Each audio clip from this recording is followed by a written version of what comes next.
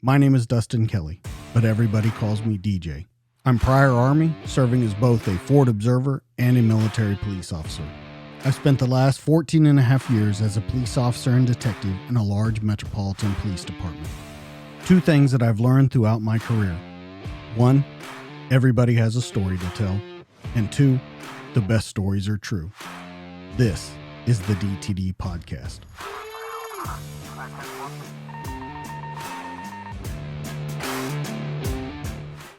In 3, 2, 1, and we're live.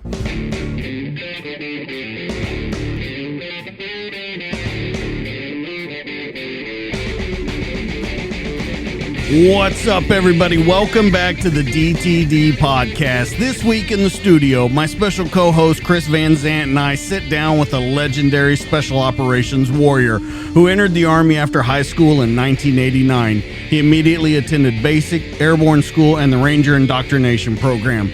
After successfully completing all those courses, this guest was assigned to the 1st Ranger Battalion just in time to spin his 9th static line jump into Panama. But this was not the last time this man would see combat. In October 1991, he transferred to the Ranger Reconnaissance Detachment until 1995 when he became a free-fall instructor. This guest went on to pass the selection and operator training course and was assigned to C Squadron with the SMU. With 17 years in the unit and 13 combat rotation, this guest has been the tip of the spear in the war against terrorism. After retiring from active duty, this guest has worked as an instructor with VTAC and Sig Sauer. But that's not all. He's also a military technical advisor on Blockbuster movies such as How It Ends, Extraction, Extraction 2, and The Gray Man. I'm so excited to have this conversation with these two. Please welcome Craig Chili Palmer. What's going on? Not much. Thanks for having me on, DJ, and good to see you again, Chris. I wanted to say hi to you too, Chris, but you're not the special guest, so I just skipped over you and went right to him. So let's get into this because I'm super excited about this. I think that this is going to be a great conversation because there's so much time that you've spent doing what you did, and you've really turned that second page in your life and really started that new chapter, which is what we talk about a lot on the show. Let's talk about, as we always do in the beginning, let's talk about youth, family, how you decided on the military, and what put you down this path. I was that kid that always wanted to go in the military. I mean, for me, it was something that I know I said multiple times before ever even getting to high school. And in my 20-year reunion, which was a few years ago, one of my buddies was even telling my wife, it's like, yeah, he's the only guy that did what he said he was going to do before high school. And I mean, I remember as a kid having all sorts of Army gear. Not that my dad was in the Air Force from like 55 to 59. So it wasn't like it was, something pushed upon anything. We had like one picture of him that was on the wall from him in the Air Force because that's just what you did back then. And then so they tried to get me to go to, college and everything else. They wanted me to get that education. But I was just that kid that was just drawn to everything as far as the military and just, yeah, I wanted the challenge.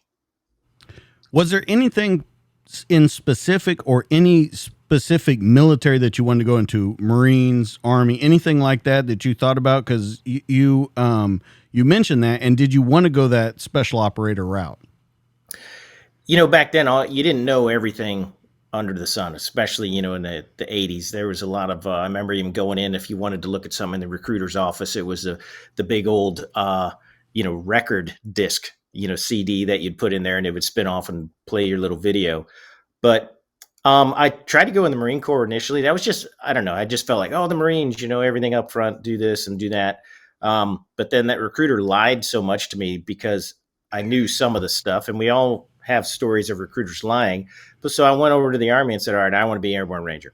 And then he's like, okay, well, I don't know much about it, but I'll get you whatever information I can. And, this, that, the other. So it started off with a good relationship right away because he wasn't trying to be something he wasn't. And then, so, yeah, I didn't know the whole special op route. I knew, of course, the Ranger battalions and then the SF.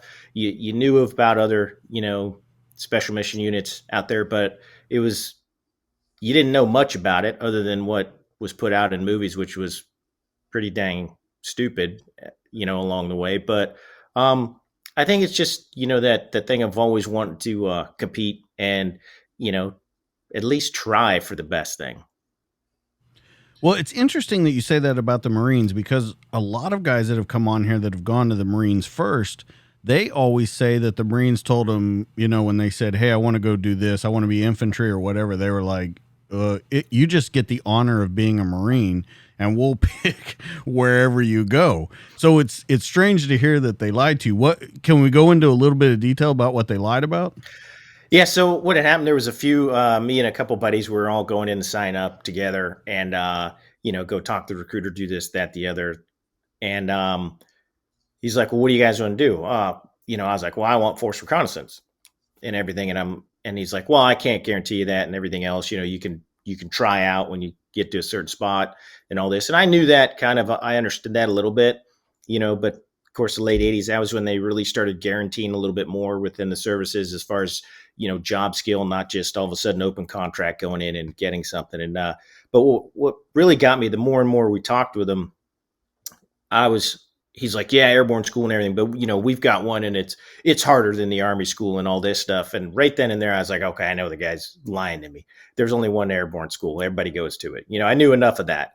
And he just was a pain in the ass. And it was just all throughout. I mean, I think he was the kid that got his lunch money stolen, but then all of a sudden now he's, goes to in the Marine Corps, then he's wearing the uniform back at school. And now the 13-year-olds, 14-year-olds think he's cool. So I think he was just that guy, and he just kept blabbing off. And even when I took the ASVAB test, it takes it took a little bit before you got your results back then, because it was, the number 2 pencil filling in the little bubble. And but he even tried to call me, "Oh, you could do anything you want in Marine Corps, this, that, the other, based off my ASVAB and GT score." But I was like, "No, I'm sorry, I'm going in the Army. You guys, you lied. I'm out." So let me ask you, 89 is when you go in. You're in a different era. And the reason I say that is because if you look over the span of your career, you really kind of filled in like 3 eras of military service. So into the Cold War in the 80s, 90s were relatively quiet around the world. And then, after September 11th happens, it opens up a whole new thing. So can we kind of talk about the 3 different phases that you went through? And even if you agree that it was 3 different phases. Yeah, I think that's a good way to put it, and Chris can probably attest to some of this because, of course, he was in high school and stuff when I was, in the 90s with things. But, when you look at it, yeah, the 80s, it was, after the Reagan years, everything else. So that the military finally got ramped back up. They actually, got better pay raises at the time, everything else. And we all know the military is always going to be behind the power curve on anything the government says is, basically lower income and everything else. I mean, the military is there, but outside of that, it was a lot better, kind of understanding a little bit more of the military and getting in and pay and benefits and everything. And everybody understood that a little bit more. And it was better than, what had previously been in the early 80s. But the 90s, because when you think of Panama, yeah, I lucked out. I was, I got to, I think, first bat somewhere beginning of, December, and was only there really. I don't even think I was there 2 weeks when we went and jumped into Panama. So my 9th jump was literally that into Panama. And so then it was about not knowing anything, because that kind of episode was for me. I was a PB2. I wasn't even in the Army 6 months, and I was scared to death. Excuse me. And so with everything there, I just wanted to redo that, because I was like, I knew nothing, didn't do anything, spectacular. Nothing really happened for us. I mean, granted, yeah, jumped in and all that stuff, but it just seemed like, not knowing anything, it was like I was just basically, just following everybody, that I could. So it was kind of wanting to redo that. And then the 90s was chasing all those different conflicts.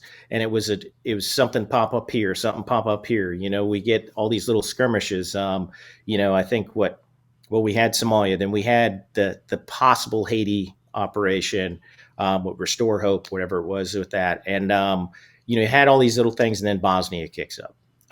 But it was so far and few in between. Bosnia was kind of like what was going on now with Ukraine and Russia. that's still in Europe and everybody tries to stay away from it. Hey, we'll feed them arms and everything else, but the U.S. military is doing their advising. So then, and also being able to be up at Bragg, prior to 9/11 was great because, it was all about training for that one little piece. Hey, it might happen. It might happen. Who knows what happens? Hey, but we got to be ready for this. So it was a constant mindset of, really preparedness, but nobody knew what that preparedness was in a way, as far as, we can kind of attest it's going to be this battlefield. It's going to be this, it's going to be that, there was just so much unknown because, again, just kind of chasing those little, conflicts that popped up. And then, 9/11 changed the whole world. And then we knew, what we're doing. We knew now where the battlefield was. We knew what was going to happen from there, and then, of course, Iraq and everything else going on with that. But I remember it was me and Mikey Hefner and a few other guys. We all flew up to Boston on 9/11. We were flying up there to do a vehicle extrication course in Plymouth, Mass. And so we landed because we took off from RDU, landed in Logan after both towers had fallen. Nobody knew what the heck's going on. The pilot's saying all this stuff, even like, oh, military guys, stand up, all this, let them out first, everything else. And, he even opened the door. We're standing in the aisle and he starts taxiing with the door open. We're all standing. So we're like, okay, something's really up. Then we get out, all the martial law and all that stuff. But then we were down in Plymouth. They were like, hey, just stay where you're at. We don't know what's going on. Everything else, just go through the course. Just do what you're doing right now. We'll figure things out. But Mikey and I were out on a run. I think it was out near the Plymouth Rock area. And it's like, hey, the world just changed for us. I mean, so much is going to change, everything. Now we know it's not a matter of if, but now we know we're going to be involved in the conflict. And who knows, we didn't know how long it would last. We, just knew, though, it was going to be something that was going to bring us there for a bit. Chili, I just wanted to back up for one sec. When you were in RIP, because you came straight out of RIP, got assigned to 175, and then basically jumped into Panama, did you know in RIP that Panama was spinning? Like, did they say anything to you guys, or did you show up to 175 and you guys were doing rehearsals? That's kind of funny because it was, showed up to 175, didn't know nothing. Nobody knew anything. Nobody was talking about anything there. We had, basically it was Eglin Air Force Base. There was we did the rehearsal there for Panama, but nobody knew it was a rehearsal. If some people did, well, then their hats off to them because, granted, I was private and I would avoid going down one end of the hallway so I wouldn't get smoked by the, tab spec fours and weapons squad, just going to chow. But, I'd take the long way, but, so there was nothing about it. And then we did the Eglin Air Force. We landed, jumped into Eglin, did a whole bunch of different things, kind of some raids and stuff like that. But as nice little PV2 private, fresh out of RIP, I got to stay for, collecting all the chutes and everything. So I got back like, I don't know, this was like a Friday. We got back late Saturday. So Sunday, we're all sitting around watching The Simpsons Christmas special, which came out.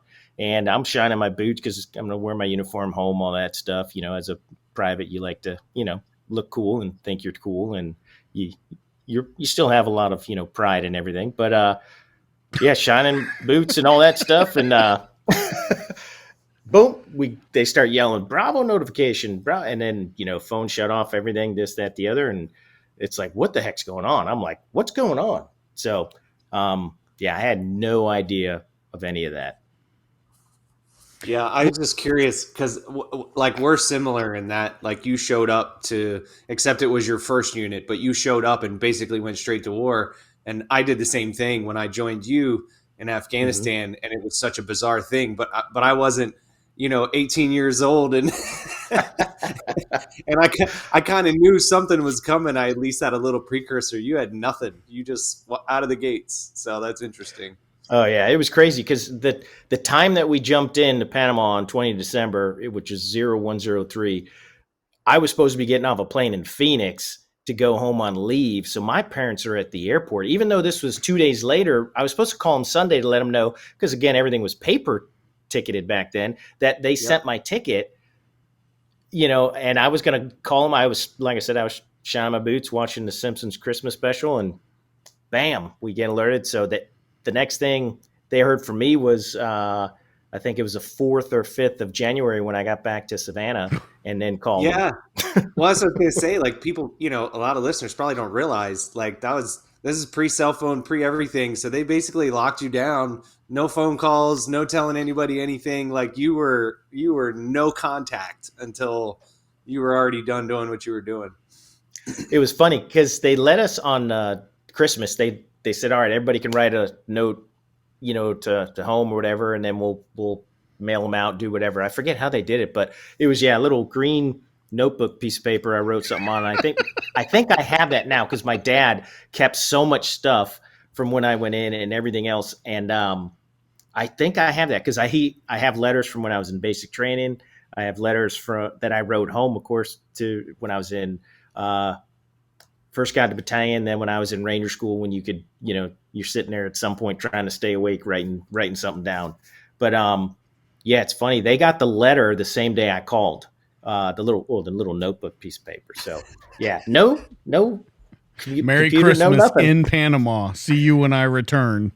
Yeah, it's like, hey, I'm good. I'm all right. Everything's good. You probably know where I'm at. Thanks. And then here was a funny thing. I actually got a letter because my friend's father was a big mentor for me when I was growing up with the military. Like I said, my dad never really pushed anything, did anything. He just wanted us to succeed in whatever we wanted to do, but he wanted us to get an education. But my friend's father was in the military early on, was an artillery guy, then SF, and this was all during, the 60s and stuff. And so he was in Vietnam for a little bit, things like that. But he wrote me a letter, and I got it actually when I was over there in Panama. And he's like, I still have it too, because he's like, I'm so all this stuff, but he's like, I'm jealous you got your, your combat jump wings, your CIB, all this stuff, blah, blah, blah. So, I mean, it was just hilarious because he knew right away. So he wrote probably the next day from the invasion when we jumped in. So it's hilarious. But I got that actually in Panama. Wow. Well, we won't talk about Chris. We won't talk about basic training with Craig. It was not a great topic with Jesse. So we'll skip right over the letters with basic. So I do want to ask you though something about Panama. I had heard that you had rechecked and checked your weapon over and over and over again. Can we talk about that, about what happened with the weapon? Yep. Yeah. A big learning curve for me was, status check. So everybody talks about status checks. Hey, let me do press check, this, that, the other, your gun and all that. And Kyle taught me a good way. And I teach people to this still today. It's about knowing the round count, where the rounds are in the top of the magazine. You put it in, whether the bolt's open and you close the bolt, or you pull it back, release, let it go and everything, but take the mag out. Now you feel where the top round is again. Now with 29, it's going to be on the left side. So, you loaded it around. It didn't go anywhere else. It's not like a sock in the dryer. So in Panama, I kept sitting there, pulling back, hit my forward assist. Oh yeah. I just wanted to make sure I'm loaded, just no clue what the heck I'm doing anyway. I had a 203. I think I only shot TP rounds, never shot an HE round, but I'm running with that full rack full of them. They're dropping out of the holes because the holes are so big. And so I'm putting safety pins underneath. I'm glad that they have a fuse that protects them, the inertial fuse that doesn't go off till 15 meters and based off its spinning and all that stuff. And then it pulls the fuse out internally, all that. Those things are dropping all over the place. I'm picking them up. But I kept doing that. This is during the first day, and like I go into this room it was just another squad leader from one of the other squads, and he started just shooting into the refrigerator and stuff. I'm like, well, screw it, I'm gonna shoot. Click. Nothing, because I kept press checking and all this and trying to do a status check. If somebody would have come out, I would have died. So I got one. So, for people that don't know, like when you do a jump in combat, you get what's called a mustard stain. You get a yellow or a gold star on your jump wings. Just like you get a combat infantryman badge for serving in combat as an infantryman. So when you jumped into Panama, and I think it's funny that you said nothing really happened and I didn't do a whole lot. But when you got back to battalion, you were a PV2 with a mustard stain. Did you feel different? Like, were you like I'm a badass, or were you still like I'm a Ranger private and I haven't been to Ranger school yet? You kind of felt, like a badass here and there, but that still some of the tab spec fours that were in Ranger School and got out of Ranger School, but didn't have the scroll on the combat scroll and also the stain and all that, they still smoked your bags. But like we would be out on patrolling, because that was, patrolling is a new word for some of the kids in regiment now. They don't even know what that is. But we're out in the woods and savannah and all that stuff, not even woods, but the swamps.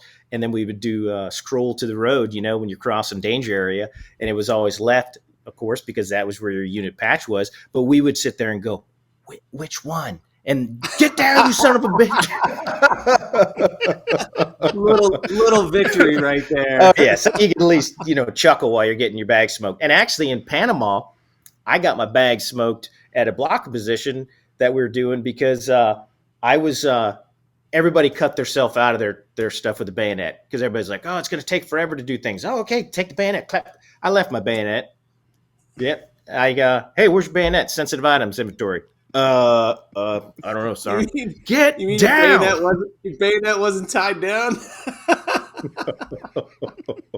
Nope. Well, no, I asked that. I asked that question about the stain because, I mean, as well as I do, but maybe people listening don't. Like, when you show up to regiment and you see a guy with a mustard stain, it's like another level. It's like, like, wow, that guy jumped out of an airplane into combat. That's amazing. So I was just curious, like, being a private, did it still give you a status lift, or, or like you said, it was take it when a little bit. Yeah, a little bit. And then, as a smart assery goes, you get a little say in some of it, and just you can give the dig back to some of those tab spec fours that didn't get to go. But then once you come back from Ranger School and you're tabbed and you got, your mustard stain and everything, and, then it carried a little bit more weight. But yeah, I mean, it was kind of funny with, how it was, because now it's like then combat scroll, everything. I mean, I've always worn my 1st Ranger Battalion scroll on my right shoulder in my dress greens, all throughout, because to me, that was like the most important thing. That was where I really got baptized into the military, not really baptized under fire. You could say, yeah, there was some little things going on here and there, and it could have been a mile away, but it felt like it was, 10 feet away from me. But yeah, I kept, the 1st Ranger Battalion scroll on my dress greens the entire career.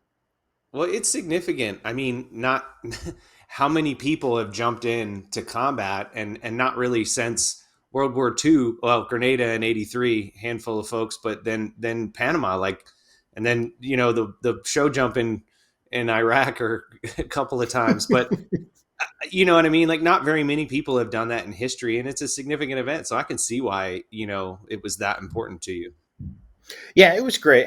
Like anything else that, that you get a little bit of pride when you start really realizing the significance of something, like a lot of the things that we experienced over our course, in our career together, but the significance in some of the events that we were involved in.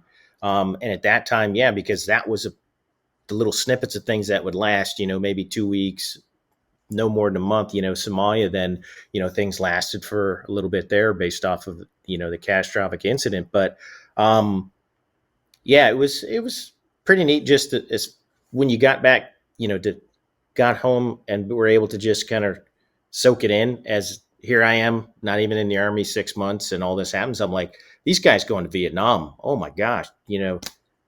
I couldn't imagine what they did, because basic training was sped up and they didn't really get much after that unless, they did things here and there in country. So let me ask you something. You tell us on here that there wasn't a lot to Panama. You didn't do that much. But I want to talk to that young Chile that goes home after Panama and is seeing girls and friends. How are you talking about Panama then? Is it a bigger deal? Because you're making it out to be a very small deal with us. But I have a feeling it was a lot bigger. Oh, yeah, it was. And I mean, that time, too, that's the significance, because I say it wasn't a huge deal. Yeah. I mean, I saw Ranger Markwell, our one of the medics, battalion medics. He was killed just out in front of me a little bit. I mean, still a couple hundred meters away, but I saw the exchange of fire and everything else. So I mean, it was significant in some of that. And then it was the first time seeing dead guys, some of the Panamanians, things like that. So there was a lot to it. But I think the reason why it's kind of like, not really pushed aside, but for me, it's like, oh yeah, it was nothing really, because everything else that, we experienced along the way, especially, Chris and I in there. And then even, just even the deployments we had when we weren't together with everything, there was a lot more going on, a lot more, we became a combat force versus just a conflict force. But I tell you, I was so scared that morning when we were getting all our ammo and all this stuff. I knew I had to eat. I had to choke down a couple pieces of French toast and all this. And I was like, I know I have to eat, because there's no way, I can't do this without eating.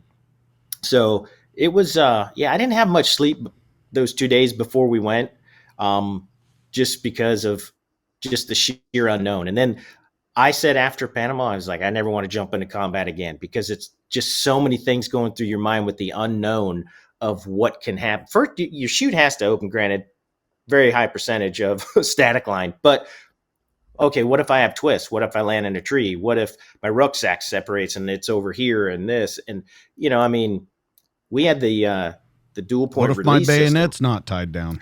Yeah, I mean, you get smoked on a blocking position. I mean, you don't want that. In combat. Oh, it's funny. I'm sitting there with my the M203 over my hands on the ground, just doing push-ups, and then these cars are driving by. They're stopping them, letting them through this, and I'm on the side, just yeah, it was funny. Did it change? Go ahead, Chris. I was just gonna say, like I got lucky, right? Like I joined you guys in Afghanistan, and so I felt like when I got there, we're in combat. I felt like, at least my team, at least you guys, cared about me being prepared for whatever we were getting ready to do. Like that was important to you, and it made me feel good and better and sort of empowered. Like they're not just letting me figure it out on my own. Did you feel like in that short period of time, people were looking after you, or were you just like a deer in the headlights? Whatever they tell me to do, I'm going to go do. Deer in headlights. I knew where the assembly area was when we jumped. I knew what building it was, because we did get to see some satellite photos, but it wasn't, like one over the earth type satellite photo. But my squad leader said to me, just do what your team leader does and you'll be okay. Just follow the leader, man. Follow the leader. Yep. Yeah. Wow. So yeah, it was a lot different than too when you came across and came over and joined us over in Afghanistan, because, not that we really were engaged really in any really combat going on. We knew what there was. So anytime we went out, there was a consequence. There could be, we didn't really get in firefights and everything like that there, but we had a lot more training and a little bit more understanding of what the heck's going on. So it was knowing you're coming into the team. We're a team. We got to now make sure everybody's good and everybody can count on each other. So it was a definite team there. And it makes a difference, right? Like you guys all had, half my team when I joined you guys had combat experience, regardless of when and where or what it was. You had been in combat before. That probably wasn't the case when you got to regiment. There probably wouldn't. I mean, maybe you had a Grenada guy, but probably not, right? There was just a couple Grenada raiders, yeah. And so it wasn't. Yeah, I mean, the experience, like my squad leader was in the 82nd for during Grenada. But yeah, I mean, that was words of advice, hey, just do what your team leader does and you'll be okay. I'm like, Roshan, who? So let me tag on to Chris's question. Does it, with having that, I don't want to say lack of leadership, because I don't think it was a lack of leadership. I think that's just how things were done. Did it change the way you soldiered, though? Did it change the way you perceived your job from basic and all that kind of stuff? Do you get a whole new view, or maybe a view from 30,000 feet by then? Yeah, I think it did. It definitely changed a lot of things for me. Like one of the things especially was like, okay, things can happen at a moment's notice. We never know now, how fast things can change. You just don't think that as a kid, as a teenager, everything else. So for me, I always wanted, like I said earlier, was, I felt like I wanted a chance to redo what I was involved in and everything, because I just didn't know anything. So I wanted to know and wanted to try and always get that mindset of what it would be like if I was in combat. Not that I really knew what that mindset was when it became a two-way gunfight, because again, the only time I went to shoot my gun, it went click because I was messing with it too much. So, but just the idea of I know I'm going in a situation that, this isn't a training event type thing. So I think I always tried to get that mindset and get that understanding and really make sure I knew what I was doing, but then also try to, at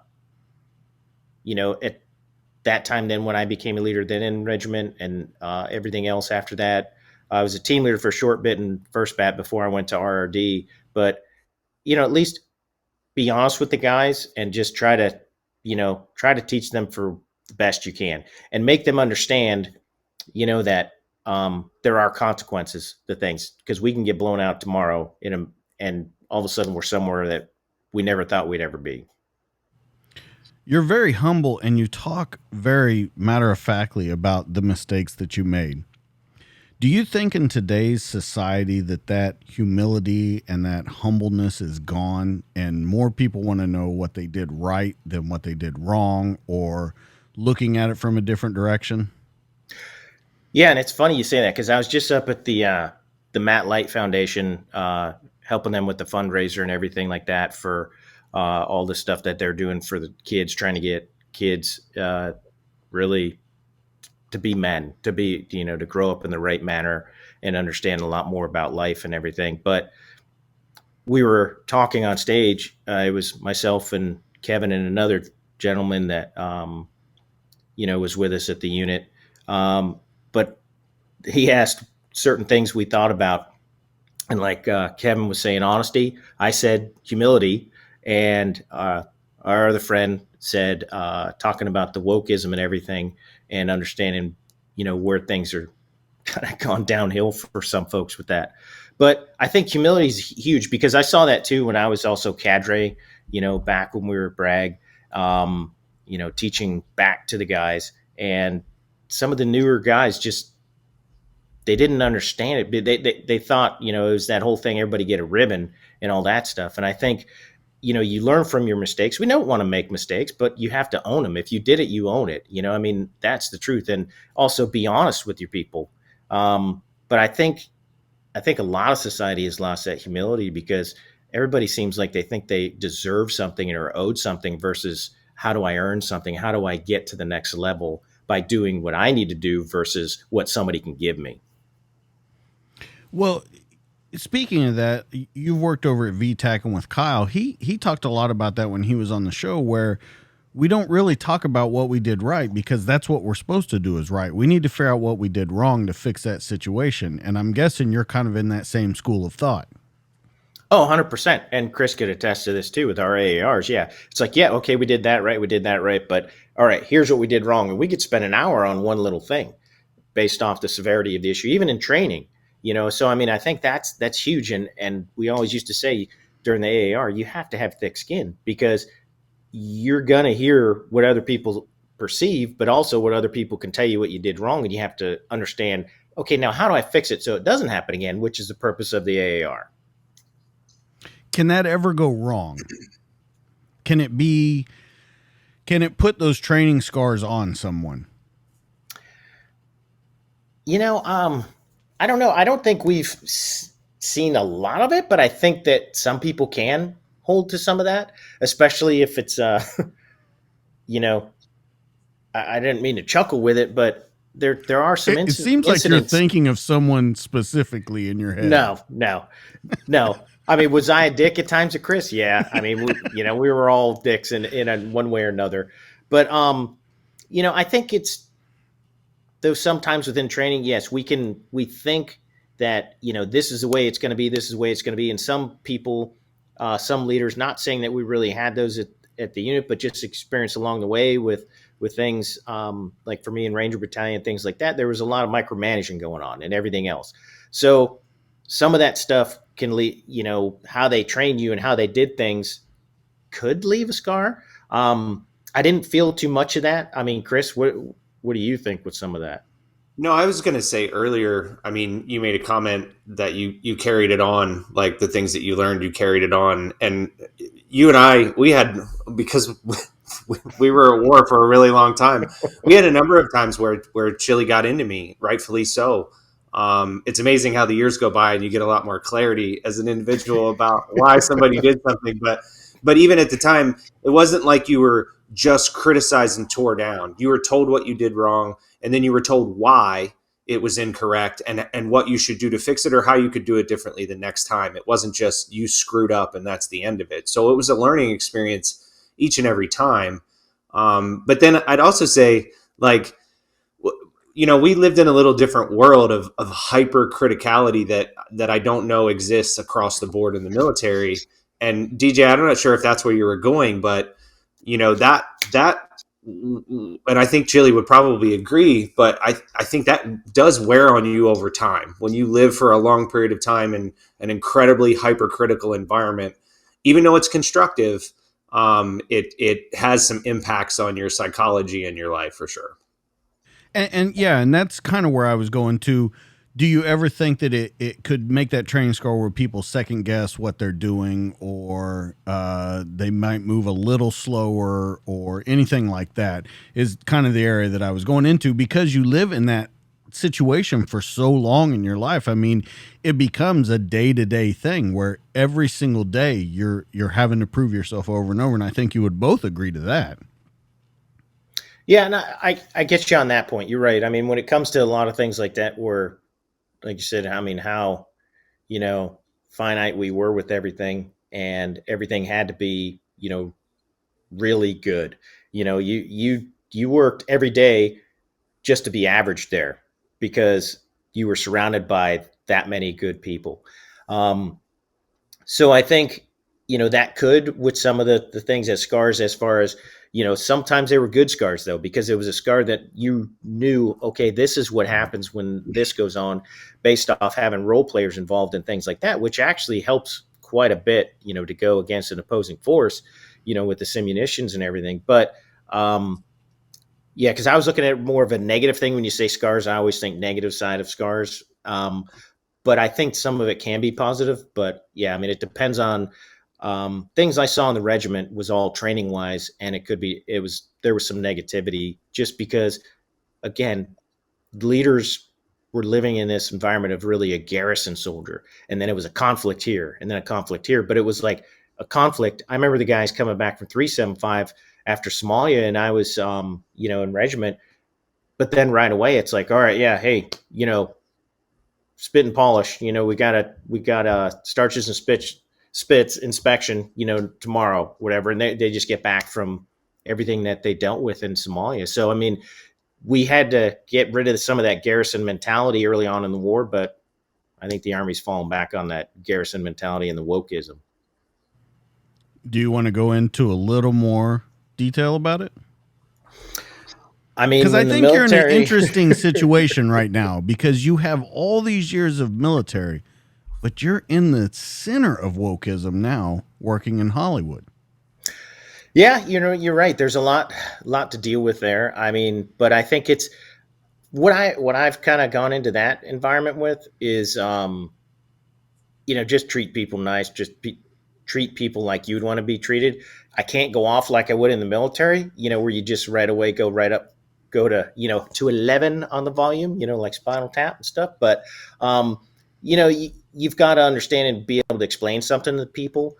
But when the military as a whole is putting together this whole woke criterion, worrying about pronouns and everything else, but yet when the conflicts that are going on and things that are there, the nasty withdrawal we did, or basically, run from Afghanistan and just leave people behind and do everything.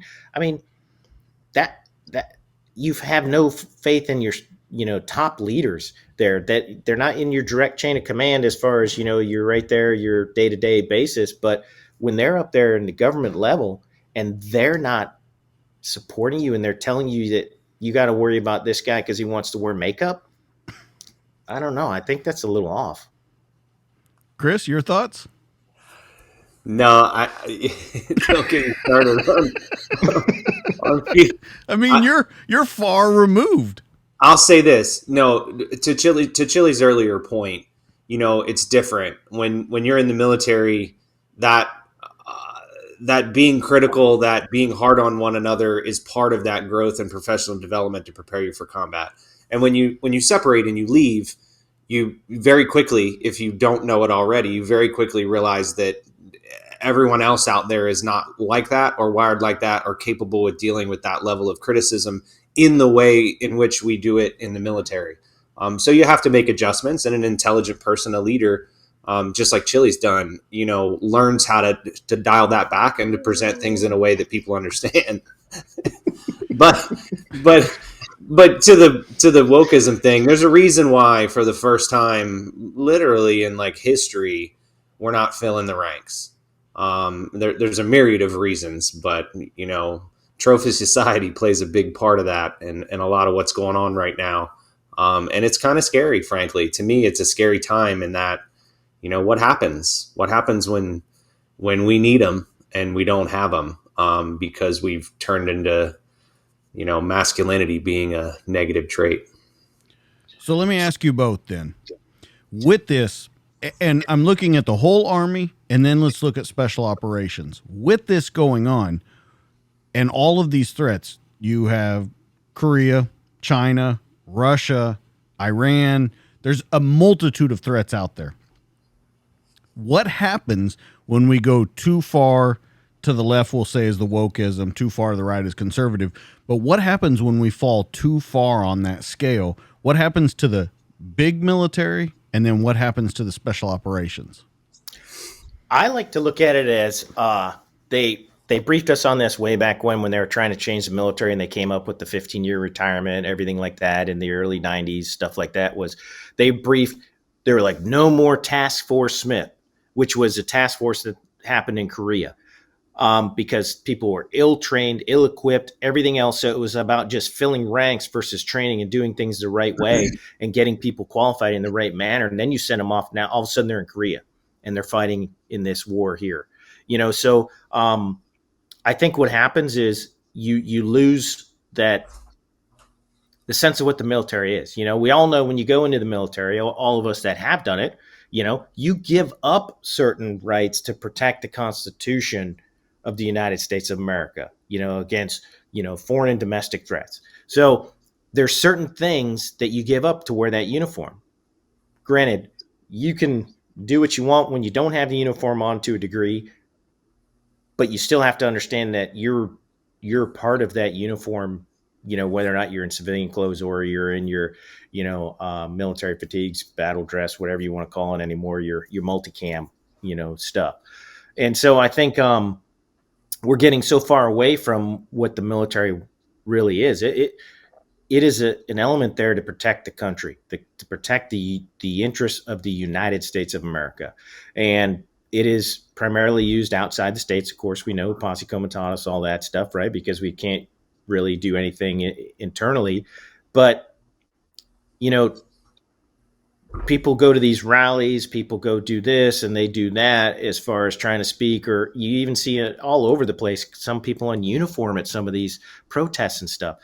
Granted, everybody has the right to protest is there because of the flag, the right to do certain things along the way, all these amendments we have, the freedom of speech and everything else, they're there because people have fought and died for this country, and we're taking that away by trying to make the military the same level as civilian world itself, and that's why I say like that woke thing doesn't play within the military, because, society as a whole is one piece. The military is a separate entity. But like Chris said too, with the recruitment and everything else, everybody's so far down because, I don't know, I butcher the saying whenever I try to do it, but hard times create hard men, easy times create easy men, or basically pussies. And that's where we're at, because everybody expects something, because we're giving so much. The government's giving so much to people versus people having to earn things. And 100%, some people deserve this stuff because of where it is and what's going on. And people have, issues all along the way. And sometimes it's none of their, fault. But I think we need to take care of people but we also need to make people own up for what is right and wrong. And we're not doing that. Yeah, there was a saying. I mean, we used to say it in the military all the time. Like the military is there to protect democracy, not practice it. And it was a tongue-in-cheek saying and kind of a joke, but it meant you stand for something bigger. You are the gatekeeper. You are the thing that allows Americans to have the freedoms and liberties that they do, and vote in elections and make changes to things and do all those things. But it's a different baseline. And once you start injecting the outside world into the military, you're losing not only some capability, but you're losing that capability and that willingness to go do those things, because you've allowed that stuff to creep in. And I really feel like personally in the last 10 years in particular, the government has kind of turned the military into a bit of a social experiment, being on the front lines of incorporating things and making changes. And I'm not saying that those changes are bad. It's just, that's not the place to conduct social experiments. Those folks have got to be prepared for whatever is going to happen in any eventuality. And you can't have a force that goes, well, I don't want to do that today. And it's a kind of a scary time. Stop yelling at me.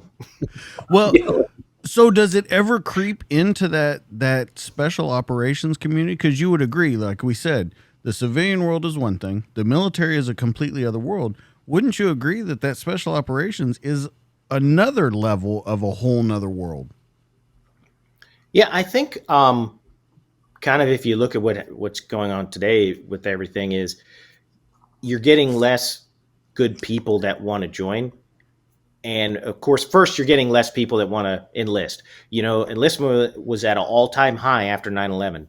September 12th, Patriots Day, that was when the country actually was won and everybody came together and understood something. We've lost that. We've lost that along the way, and we want to blame someone else for everything that's going on. So I think, again, the recruitment, you're getting a fewer pool of people to go in. You're getting an even smaller group of people that really want to try to be the best.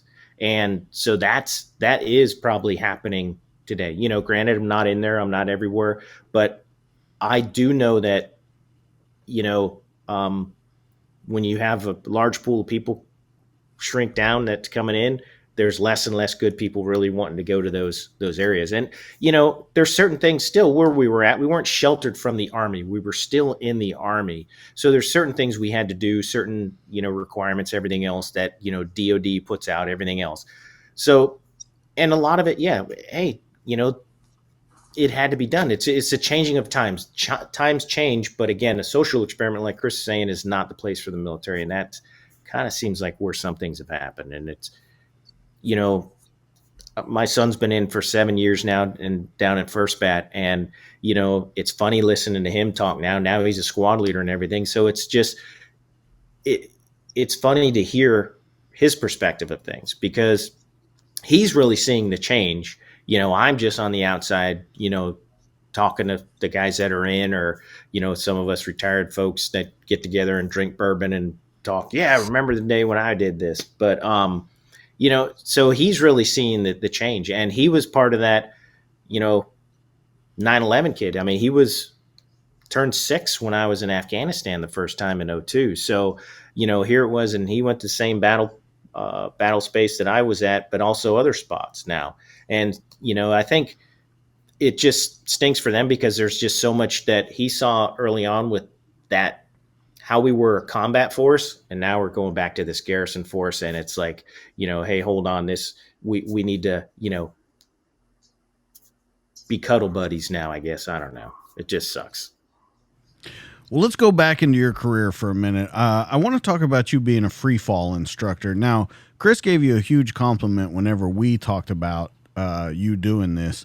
And he said that you made everybody else a better flyer that was around you. So can we talk about you going there, what you learned, and this is kind of the beginning of your instruction, because you've instructed a lot of your life and you still are to this day. Can we talk about that kind of first area and what you're bringing to the table on that?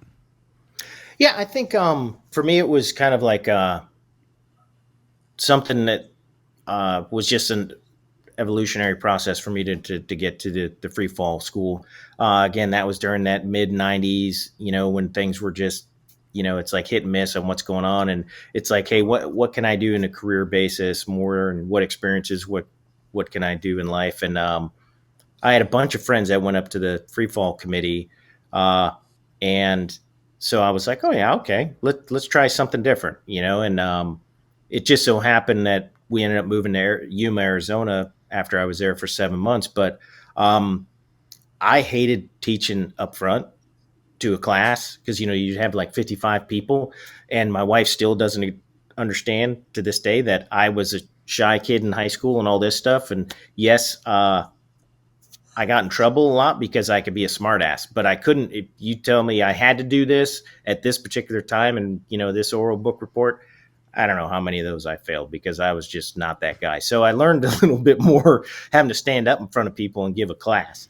But it did start me on the right way with instruction because, free fall is a different animal. I mean, you're literally out there with the guy when we were doing it. It wasn't the AFF standard where you're holding on to him and jumping out and all this stuff, even though we went through AFF instructor course, got our civilian rating and everything else. But you literally just tap the guy and go out and jump with them. So there was like anything else, we had, Navy, Air Force, Marine Corps, and Army cadre. So there's competition about everything, or everybody makes something about something. And, when all you're doing is jumping, that's an easy thing for everybody to get hyper focused on and sit there and critique, each other on, oh, well, you were like, 6 inches away from your student when you went out and things like that. But so it became, you really wanted to be good at it and you wanted to be respected within your peers. And I think over time, just getting a little bit more of that, because you'd have 2 students every course and during the basic course. And then I did some of the jump master course instructor there.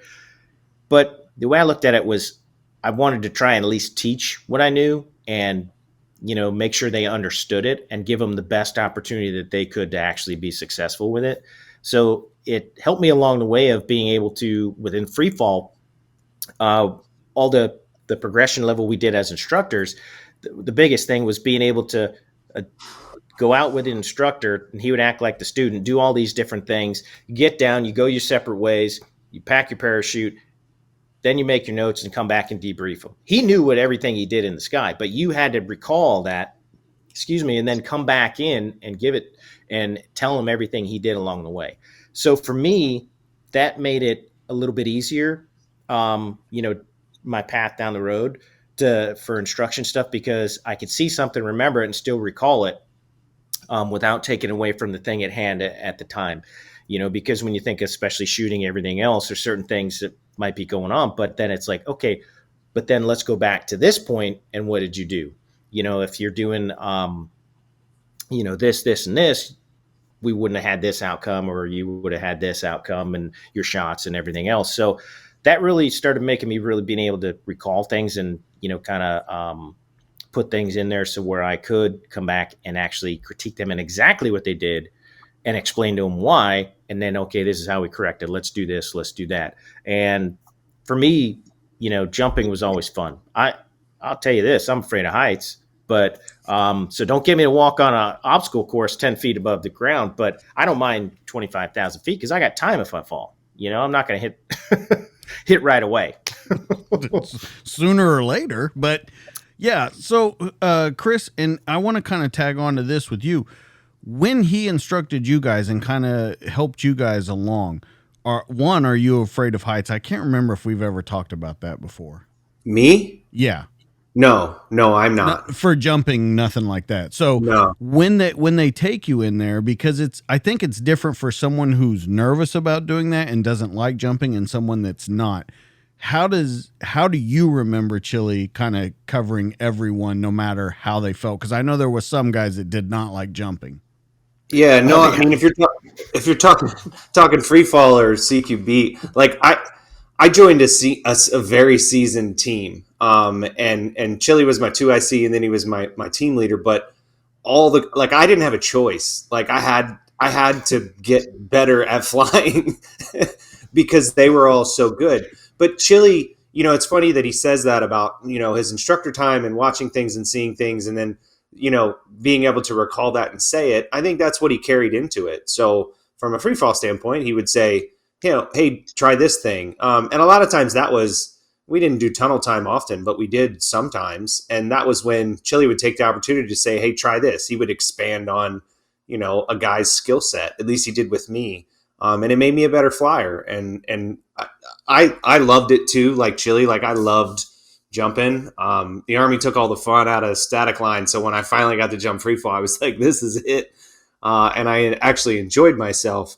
And then I had a team full of really good skydivers. So, the bar was set pretty high. So I would ask questions and get solid answers on how to do things better.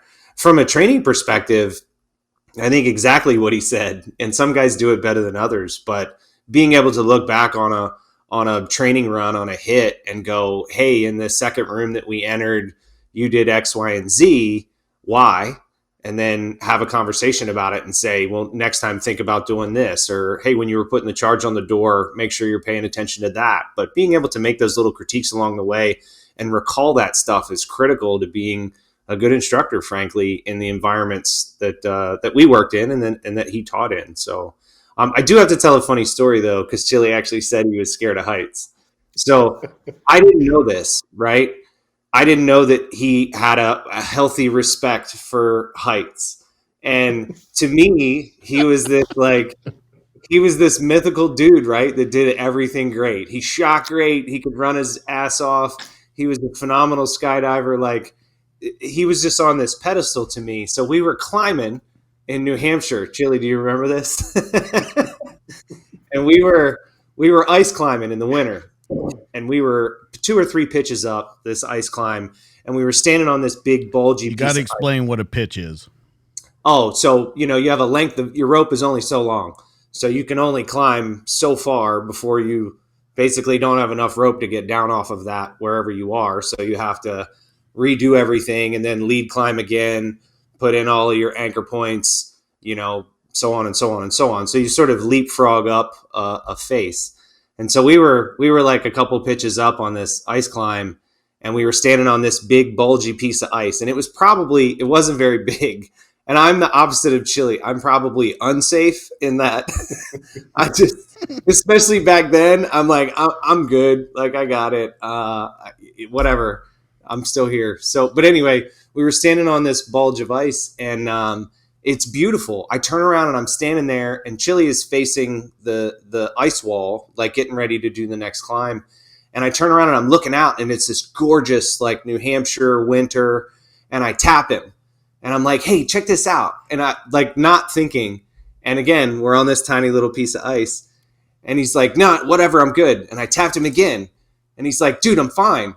And I tapped him a third. I was like, no, Chili, you got to look at this. And I grabbed him, and he went, get the fuck off me.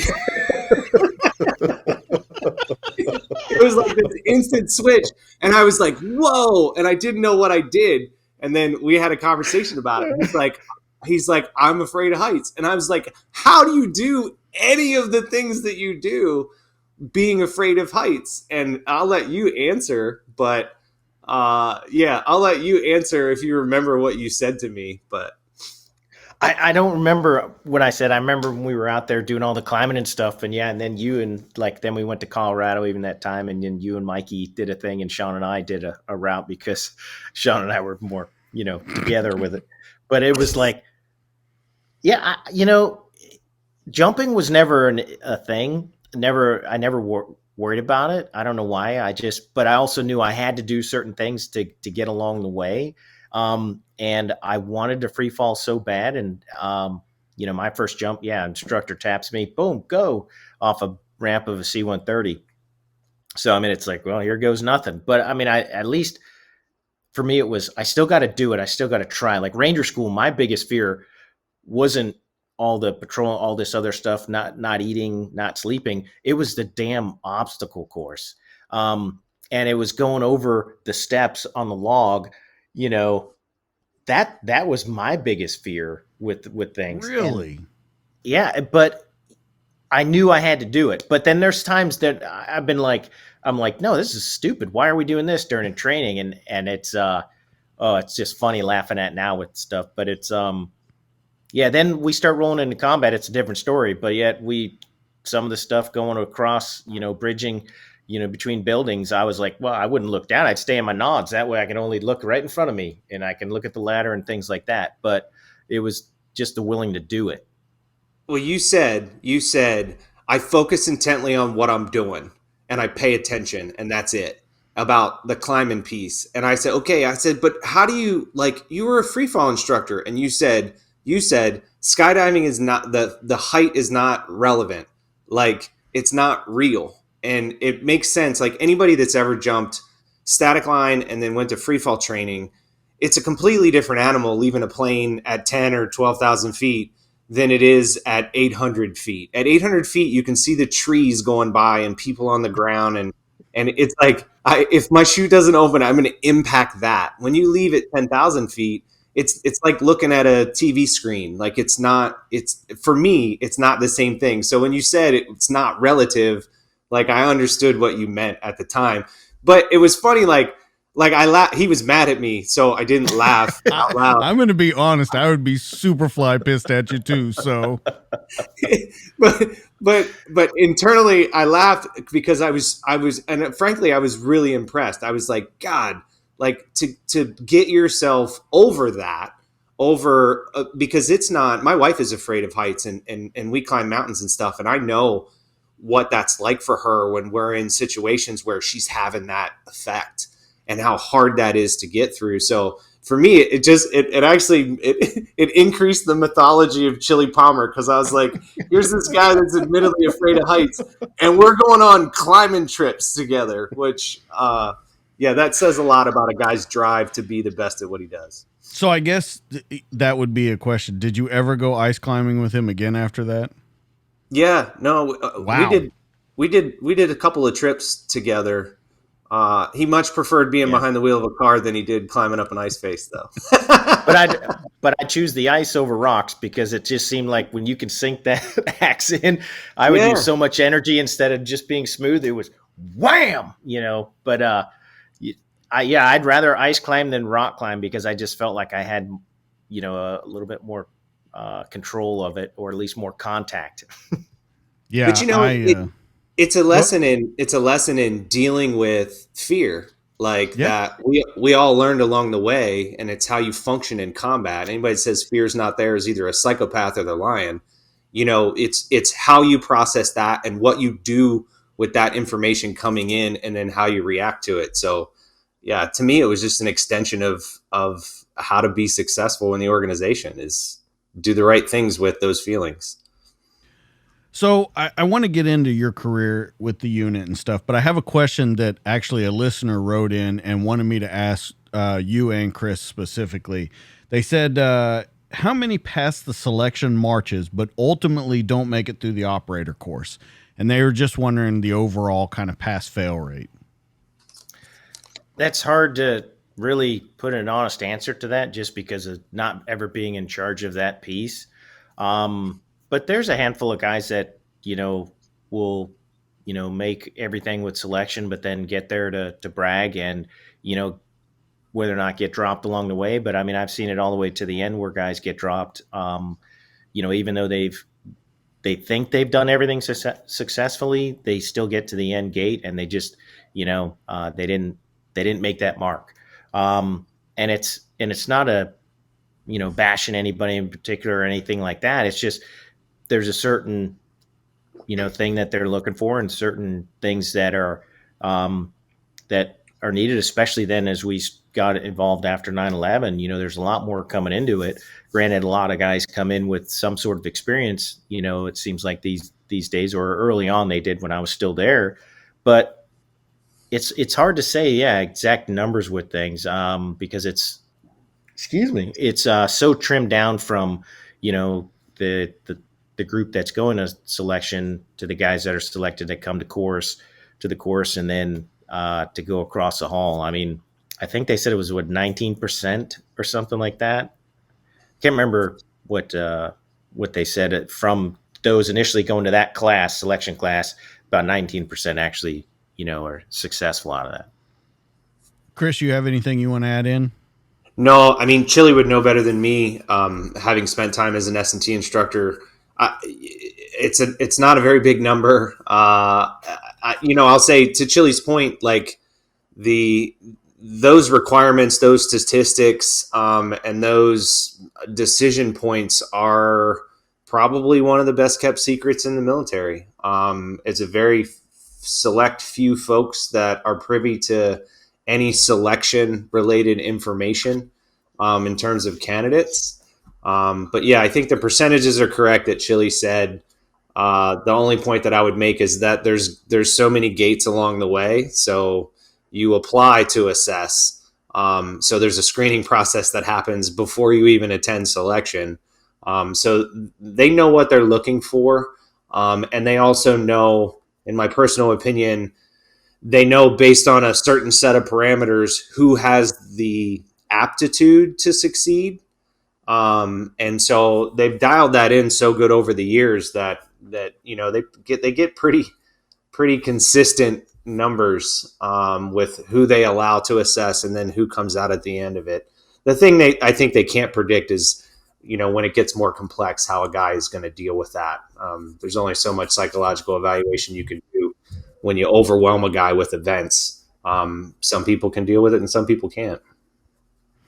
All right, so let's move to C Squadron. First off, I want to give you the opportunity, since Chris teased you, Chili.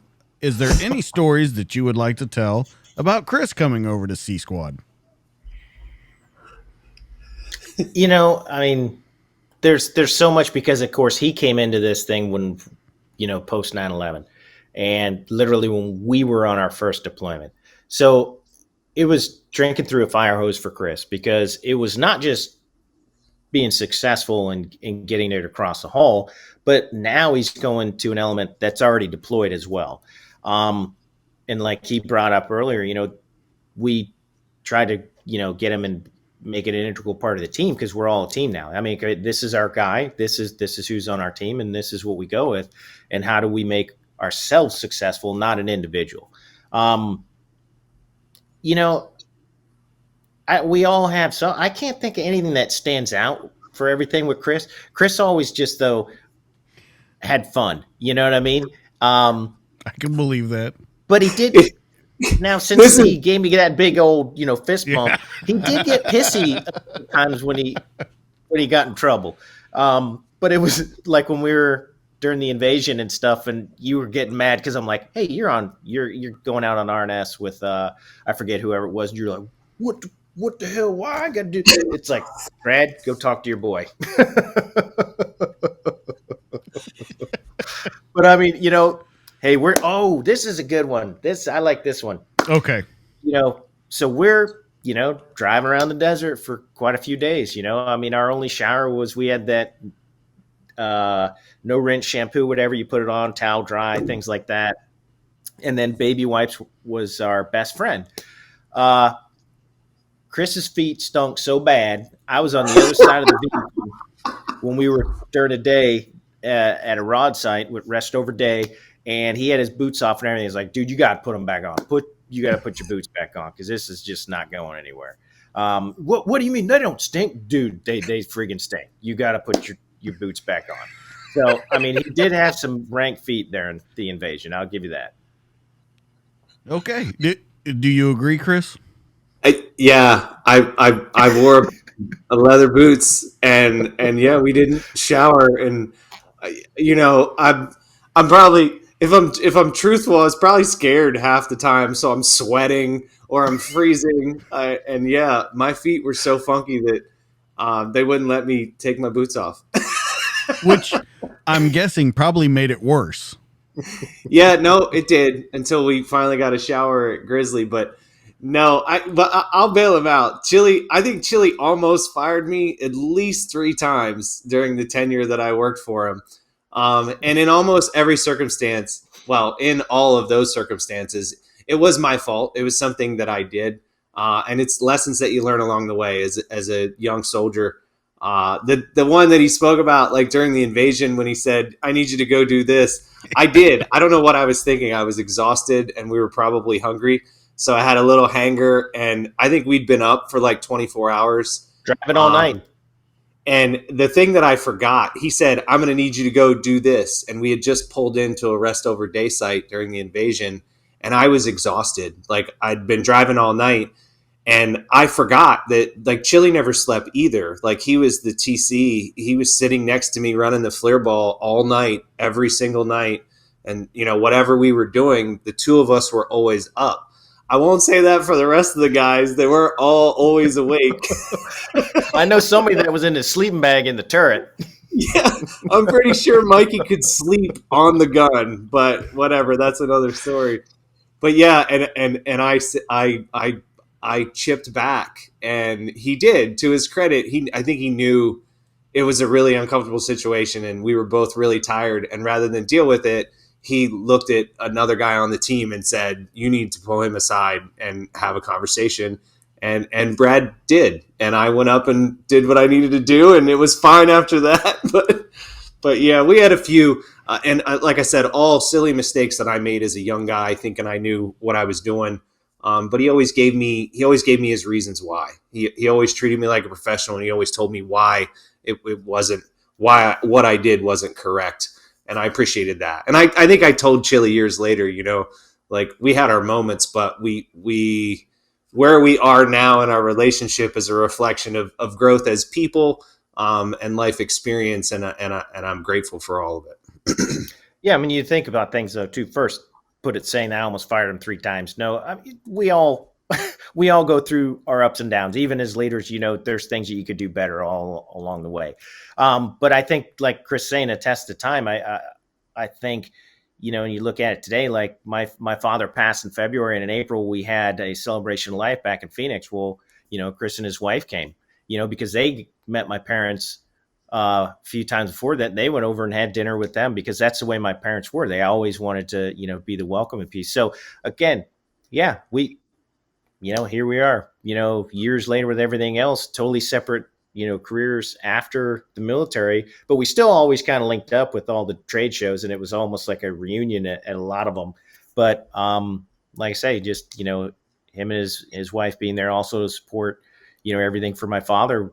And then that just shows you the type of character he is and everything else too. So, I mean, you don't like to hang out when we get older with people that are douchebags.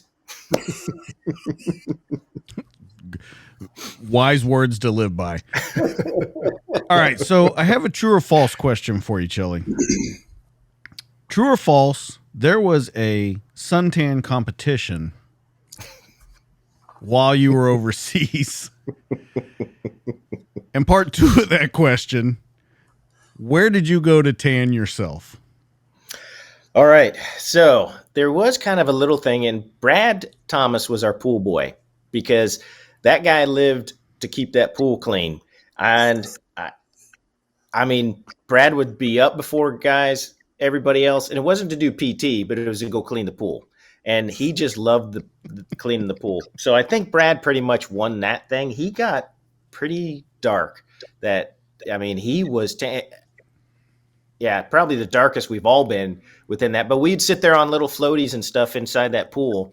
You know, grown men after coming back from a run, going in there and floating around on who knows what floaties we had. And everybody's sitting there rolling up their Ranger panties to get some good tan lines going. But that was all in Baghdad right there. Yeah. In what, 03, 04 time frame. Did you ever tan on top of a Connex? Oh yeah. That was a lot of that was Afghanistan, you know, a lot of there.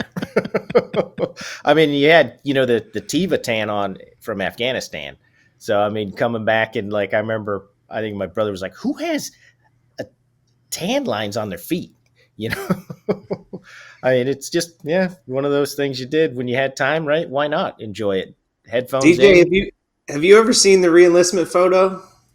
Actually, yeah, I have it. So let me pull that up real quick. See, that's that's the best ever. Yeah. So what had happened here was I knew I was reenlisting. They was going to put me in the in-def, so my last time to enlist and do anything. And it was actually my birthday, July 10th. And I told everybody, bring your Hawaiian shirts. I'm going to do it in a Hawaiian shirt. And so we did it on the HESCOs there in Bagram Air Base in 2002, July 10th, 2002. So it was funny because it was also near the end of our deployment. We redeployed, I think, within a week later and all that stuff. So it was just kind of like just being a goofball again, just relaxing and not worrying about where we're at and what we're doing, but just having fun with what the moment was. Do you remember anything particular about this day? First to you, Chili, and second to you, Chris? Nothing other than just doing that and just everybody just chilling out and having fun. And it was like everybody wanted to be a part of it within our troop. So, I mean, and John Brennan, who was major at the time, and now he's made his way up to general officer and stuff. He was the one that reenlisted me on the HESCOs. So it was pretty fun. And I think it was like a goofy section because then everybody else all around, you got the Rangers, everybody else just looking at us like, what are these idiots doing? But it was, I think, about enjoying the moment. You're deployed, you're doing something kind of unique, you're reenlisting on your birthday, things like that. And it's like, well, let's have fun with it. Chris? Yeah, for me, it was really neat. Again, I was a brand new guy. I had just literally joined the Delta Force in combat, and this was my team, and my 2IC at the time chose to reenlist and chose to do it that way. It was a bit of a moment of unity. In my own case, I didn't know this was going to go down, and I didn't know they did Hawaiian Shirt Fridays. So luckily for me, I think it was Glenn Griggs that gave me that shirt. Chili, a guy lent me a Hawaiian shirt so that I could look like everybody else, which was really cool, and made me feel like I was a part of the team. Yeah, I really enjoyed it. We might have had a drink or two that night as well. I think it was Rippets. And maybe. But you look. Chris So had gross. some nice hair there. Right, he had some really stylish hair going on there. You know what? I really think that Chris in this picture looks like he's an extra in Magnum PI. Hey, honestly, when I got to Afghanistan and they were tanning on the Connexes, I was like, I'm gonna fit right in. Nice. So I want to ask you, Chili, in going through these pictures, and I said it to Chris before, I noticed there's a lot of shirtless pictures. I'm just wondering, is there a reason for that? Is there, I'm just trying to figure it out. Well, I mean, besides just being cool guys, it's like, I don't know. We're just idiots because it's like, yeah, we're here, right? Whatever. Yeah, let me take my shirt off because I'm going to get some more sun while I'm doing this. Oh, I'm going to shoot an AT-4? Okay, sure. Let me keep my shirt off. I don't know. We're just idiots and we're just living in the moment. And at that time, it was kind of also a lot of the pictures with our shirts off. Actually, we were just got there after the Rangers established a sauna bed in Afghanistan. And so we're doing that was in Coast. We didn't have laundry. So it was like, how do you save your T-shirt? Well, you just don't wear it. But that was, at a sauna bed, we were washing our laundry in buckets. So it was like, well, how can I not wash something? Well, I just don't wear it. Okay. It was it was 120 degrees outside. We were putting in ABAD, we were putting water bottles in wet socks and hanging them up because of whatever the physics of that actually cools the water bottle enough that you can drink it, that it wasn't boiling water. Like it was just hot. Well, that would be another question though. With your shirt off, wouldn't you get sunburned? I mean, with it being 140 degrees, and it's like, I mean, if you look at the ground, you look like you're on the surface of the sun right there. That's why you needed a base tan.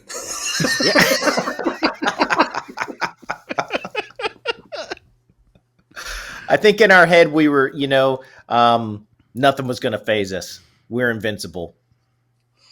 And the base tan works.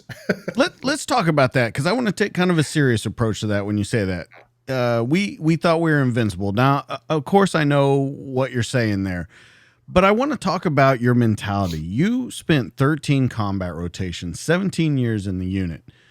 It's got to take its toll on you.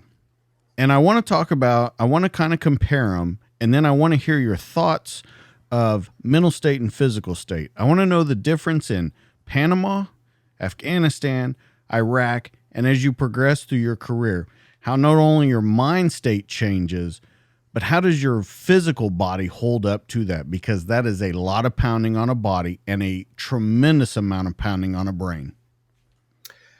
I think early on when you look at like Panama and stuff like that, nobody cared if you were hurt. If you were hurt and you had to drive through, you had to do everything, complete the Ranger mission. It was all about just doing what you did because, again, we weren't in a combat thing. We were garrison. So what makes somebody tough? Oh man, look at that. Yeah, he just ate shit on this jump, but look at, he's still doing the 12-mile march, and all this stuff. So nobody really cared about the after effects. Everybody's like, yeah, whatever. So mindset is you're just still young, charging hard. And to me, where I say like the invincibility, growing up as a 1970 kid, and then, really the Vietnam War really officially ended there in 73, so for me it was, wow, that's something that went on. Am I ever going to get that chance to be involved in, something like this? And I watched a lot of documentaries, a lot of things, and actually read a couple books probably about, different elements within Vietnam. But I can't say I really read many books nowadays because, I need pictures. But with that, one statement was, a guy said you had to think you were invincible, because if you felt like you or thought that you're going to get hurt, you're going to get this, that people break down, people lose it mentally from that. So you have to have this feeling of invincibility, not saying that you're the Jolly Green Giant out there with machine guns, like they say in Full Metal Jacket, doing everything. But that's kind of like, the analogy of really putting that saying invincibility, just putting it to something else. And so I think having all that was a huge thing, because the consequences are severe. Like I remember having to talk with Brad Thomas before when we first started off to Afghanistan and stuff like that, was hey, if anything happens to me, and it's like, yeah, you stop each other short. Hey, you don't have to say anything. Yep, we got it. Yep, got it. Because I was divorced, so I had my son.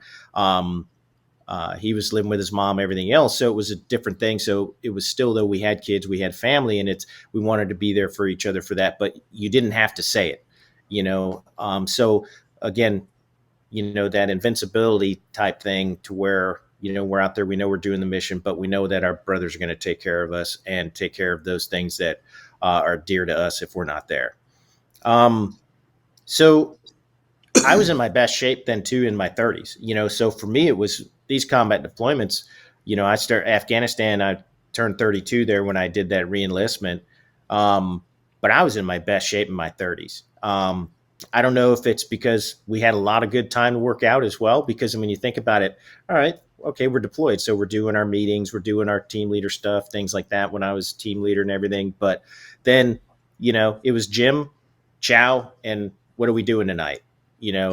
So it was pretty easy. And it was one of those things that you come home, and being home, especially when you had kids, was harder. And then you got to pay this bill, you got to do this, you got to do that. So, with spouses and everything else, they're dealing with that, the day-to-day life. We're away from it, So I was in some of the best shape, like I said, during that course.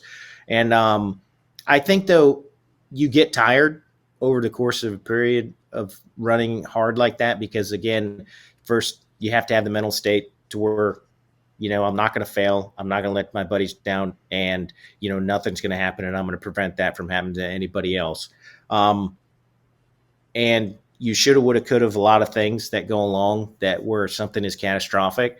And so guys need breaks. And early on, we looked at somebody, if they said, hey, I need a break or I need a cup this or that. Oh, they're weak. They're weak. Because we just didn't understand it, because we didn't, we were a new combat element into this now prolonged engagement that it was, and then turned, of course, into, years of being engaged in this war.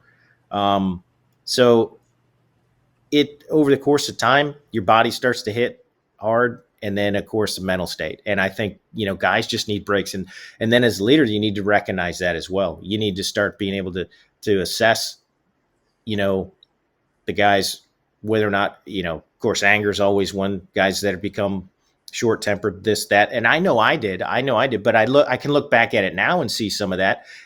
But people above me, said, yeah, Chili just needs a break. So, okay, hey, let's send him to S&T now. Versus another 6 months and things like that, as far as being in a team leader position and everything else. And so I think it does kind of build up along the way. Afghanistan was like really, still the gung-ho side of everything for us. The invasion early on, Baghdad, it was a Wild West. We're running and gunning. But then you start losing some of your friends and teammates, whether or not you're there or not. It still starts now weighing on people and causing other things. Like, my biggest regrets are not the things I've done, but the things I didn't do, that I wish I was there for some of these things. So that I don't lose sleep, over, again, things I've done. It's that I didn't do, and missing a deployment, because then I went to S&T and now I'm out of the rotation. I'm out of this. And so it weighs on you, that mental side there. And I think it goes along the way. But then I think it turned, we went back to Afghanistan, things shifted a little bit better, to where we, as, a military, started recognizing some of these things and dealing with them, and actually helping, guys along the way, and giving them breaks, getting them better. Okay, this is how we work out. This is why you do this exercise. This helps with this, started really getting into the understanding of the whole, the complexity of really working out, being in shape, lifting, whether or not you're doing the CrossFit or doing just regular standard weightlifting, running, everything else. You can do things, but some stuff tears you down. But how do we do it right? And how do we keep guys healthy? So that the body became a piece that we needed to keep people healthy, but then also the mind, because, again, you just need to recognize when people needed a break. And I think that shift, when we went back in the later years, 09, 10, 11, 12, I think we had a better understanding. And so things kind of shifted back to where, hey, this is now a prolonged environment that we're in. This is our day to day. This is not a garrison and all of a sudden, oh, we're in a spike here and we're back down and flatline for a bit. We're in this constant, high threat situation and everything else. So it got better along the way. And I think it's a lot better nowadays, even after we've kind of withdrawn and done some things where we're not doing the prolonged engagements and we're doing more defined tasks and everything else. But I think there's a better understanding for how to manage people. Here's the question that comes up to my mind, though. When you say it's not the things you did, it's the things you didn't do. And you say things like, I wasn't on that deployment. I did this. I did that. Right before saying you knew that you needed a break, or someone knew that you needed a break. So I'm trying to figure out how you rationalize, or how you put that thought in your head, because it seems almost like an irrational thought. Of course you're not there. You have to take a break. You have to step away from it. So I'm wondering how you rationalize it in your brain, and how you come to work through it and get to the other side of it. I kind of look at it as like a professional athlete, let's say football in the NFL, right? Because we're at that pro level where we were at. Think about this guy's playing, he's first string. All of a sudden, now he's in the practice squad, but he's there because of reasons, maybe getting back, getting healthy, things like that. But he doesn't get to go to the Super Bowl, doesn't get to go with what they're doing. And then you want to get back to it. So it's the selfishness of wanting to get back to it, but also wanting to be there for your brothers. Because you feel, even though, yes, you needed a break, but then, is it like you question, why did I do that then? Why couldn't I wait 6 months? Why couldn't I push back? Why couldn't I done this? I think it's just the brotherhood and just the shared experiences that we've gone through, and the fact that you're with somebody, so many close knit guys day in, day out when you're deployed, and you're doing things that are, dangerous. And, there's no drug out there that will ever give you the high that combat does. That's something that is just you. Unless you've ever been there in a two-way gunfight, you'll never be able to explain to somebody that feeling. But like Chris said earlier, fear is a part of that, but it's about understanding fear and thinking through fear. But I think it's that selfishness of the brotherhood of wanting to be there, and because you think you could have changed something.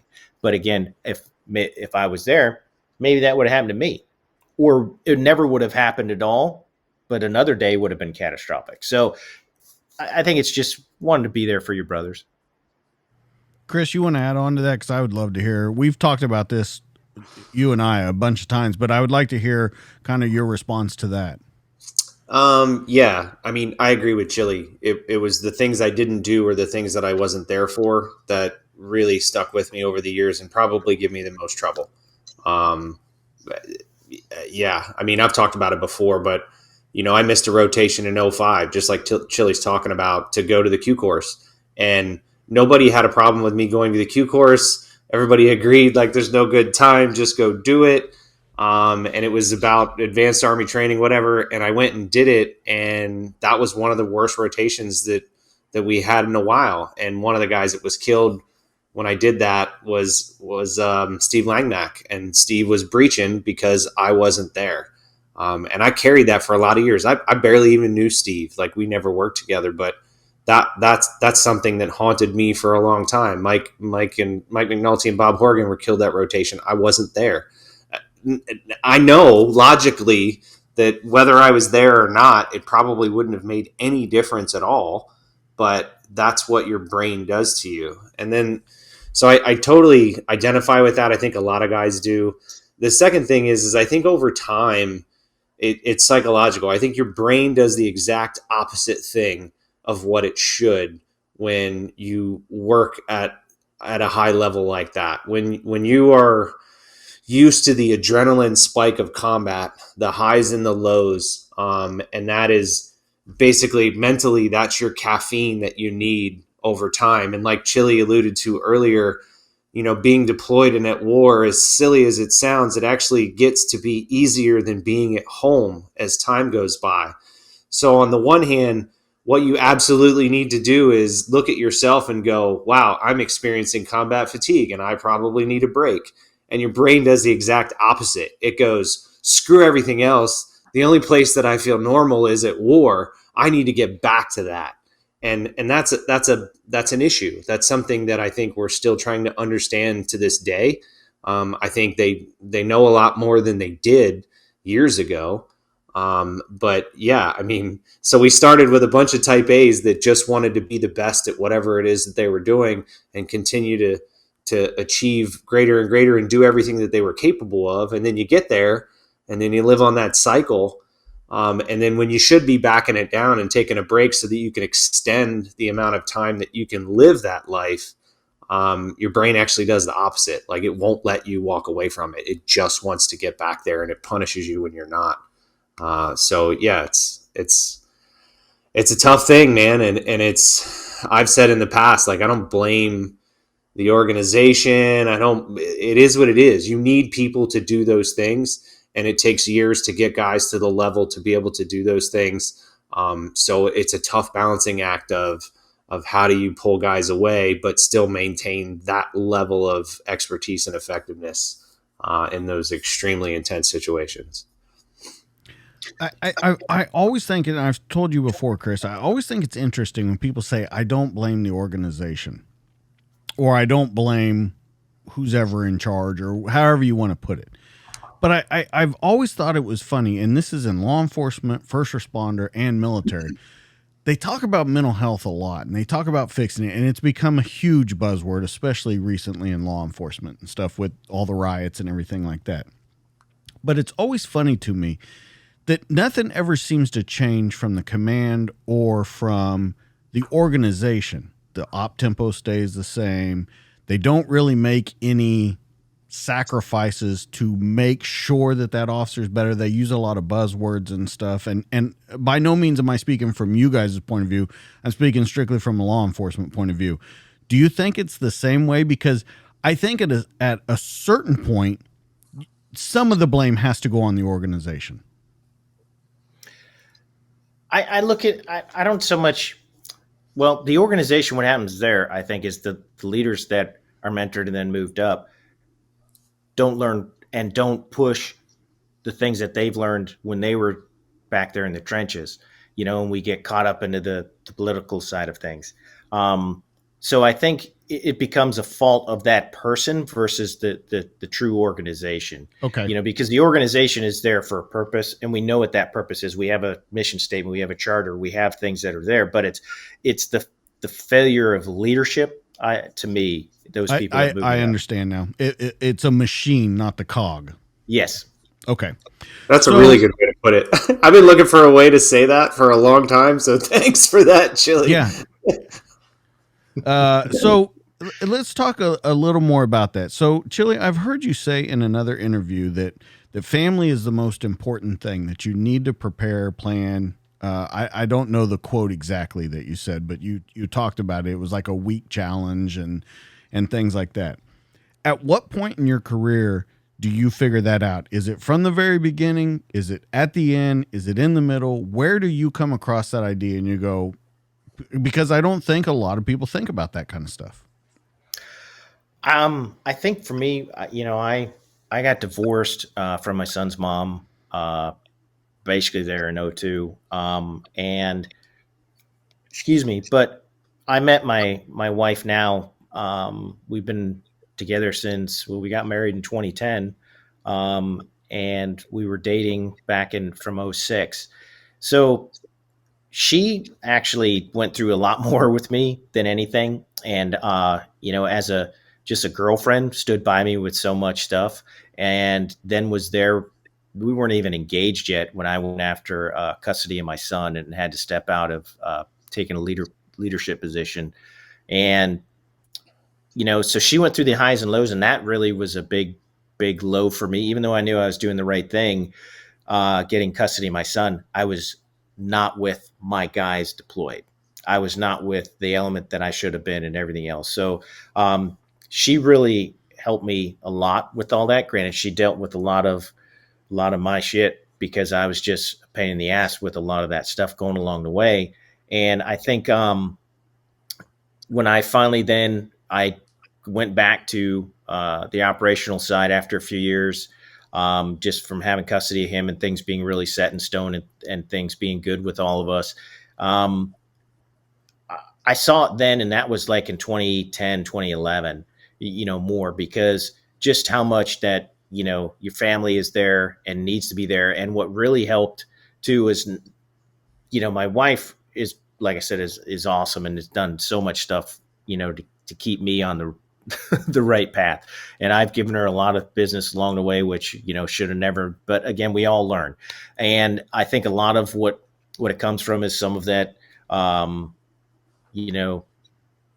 stuff we experience as a brotherhood. We still think our brothers are just our only piece, but our family has to be a part of that as well. And we have to really show the importance. But one of the chaplains said a key thing. He said, look, at one point you're going to retire and you're going to be gone, but you better hope your family's still there, because that's what's going to carry on forward. We all will leave the unit. We all will retire. It doesn't matter what you're doing 20, 25, 30 years along the way. You need your family. And so, my wife, just being, the good person she is, has helped me realize that a lot. And I think just putting priority back to the family. So the whole time you got 17 years with the unit, always in C Squadron, or do you move around? Because I know we've talked about a couple things. And then if you did move around, I want to talk about the differences between C Squadron, which in everything I've heard from everyone we've talked to is a family. I mean, in a very close knit family, to what you maybe moved to. Yeah. for me, it was different because of being, like I say, stepping out, going after custody of my son. Then I went to our research and development section for a good bit. And then when I went back as an ops sergeant major. I went to B Squadron for a year. And it was a little different because at that time, they were more compartmentalized, even really within the squadron. And it was a little different, coming from C, where somebody would have they'd have a party, and it was a squadron party. Everybody would be there. I mean, everybody enjoyed to be around each other. Like anything else, you got your own, sometimes your personality conflicts with a couple people here and there, but as a whole, everybody really supported, the unity of the squadron itself. So B was a little different, more standoffish, cliquish, like I said at that time. But again, that was just different flavors, different things. But all across the way within the support side of the unit, to where, being in the research development and things of that, and then being cadre there, you still take the unit as a whole. And what's good though with that is it opens up your eyes a little bit more because now you're with guys from other squadrons, and now you're seeing a little bit different things and different spins on some of the stuff. And you still develop good friendships with some of the guys in the other squadrons. It's kind of like, sometimes you get too much of a group of somebody together. Like think of high school, the jocks get together, they become one mentality, a group mentality versus individual. And then it's like those guys, they all suck. But then you go over as an individual to a different entity coming from the jock side. Well, then you're cool and everything else, and people get along with you, this, that, the other, because you're just being who you are instead of trying to be this group mentality. So I think that's what kind of neat when you go into some of the other positions where, you're getting more guys from around the unit. And I think a key thing for me was just, treat people with respect no matter what they do, because everybody's there to do a job. Be proud of what job you're doing and do that, because we couldn't do half the stuff we wanted to do if we didn't have the support structure we had with all the different entities that supported us. I mean, there's probably 3 times the amount of support guys per the operational wing, the operational arm. But, again, we couldn't do our job without them. And when I first got to the unit back in the 90s, B Squadron was kind of notorious for not really caring about support guys. Okay. That's a good way to describe it. I think that's lost a lot in today, that everybody kind of has a job to do, and that without all those moving parts, the machine can't move forward, like we've talked about so many times tonight. Now, I want to show a couple pictures, and I just want to see if you guys remember what was going on in this picture or going on in that day.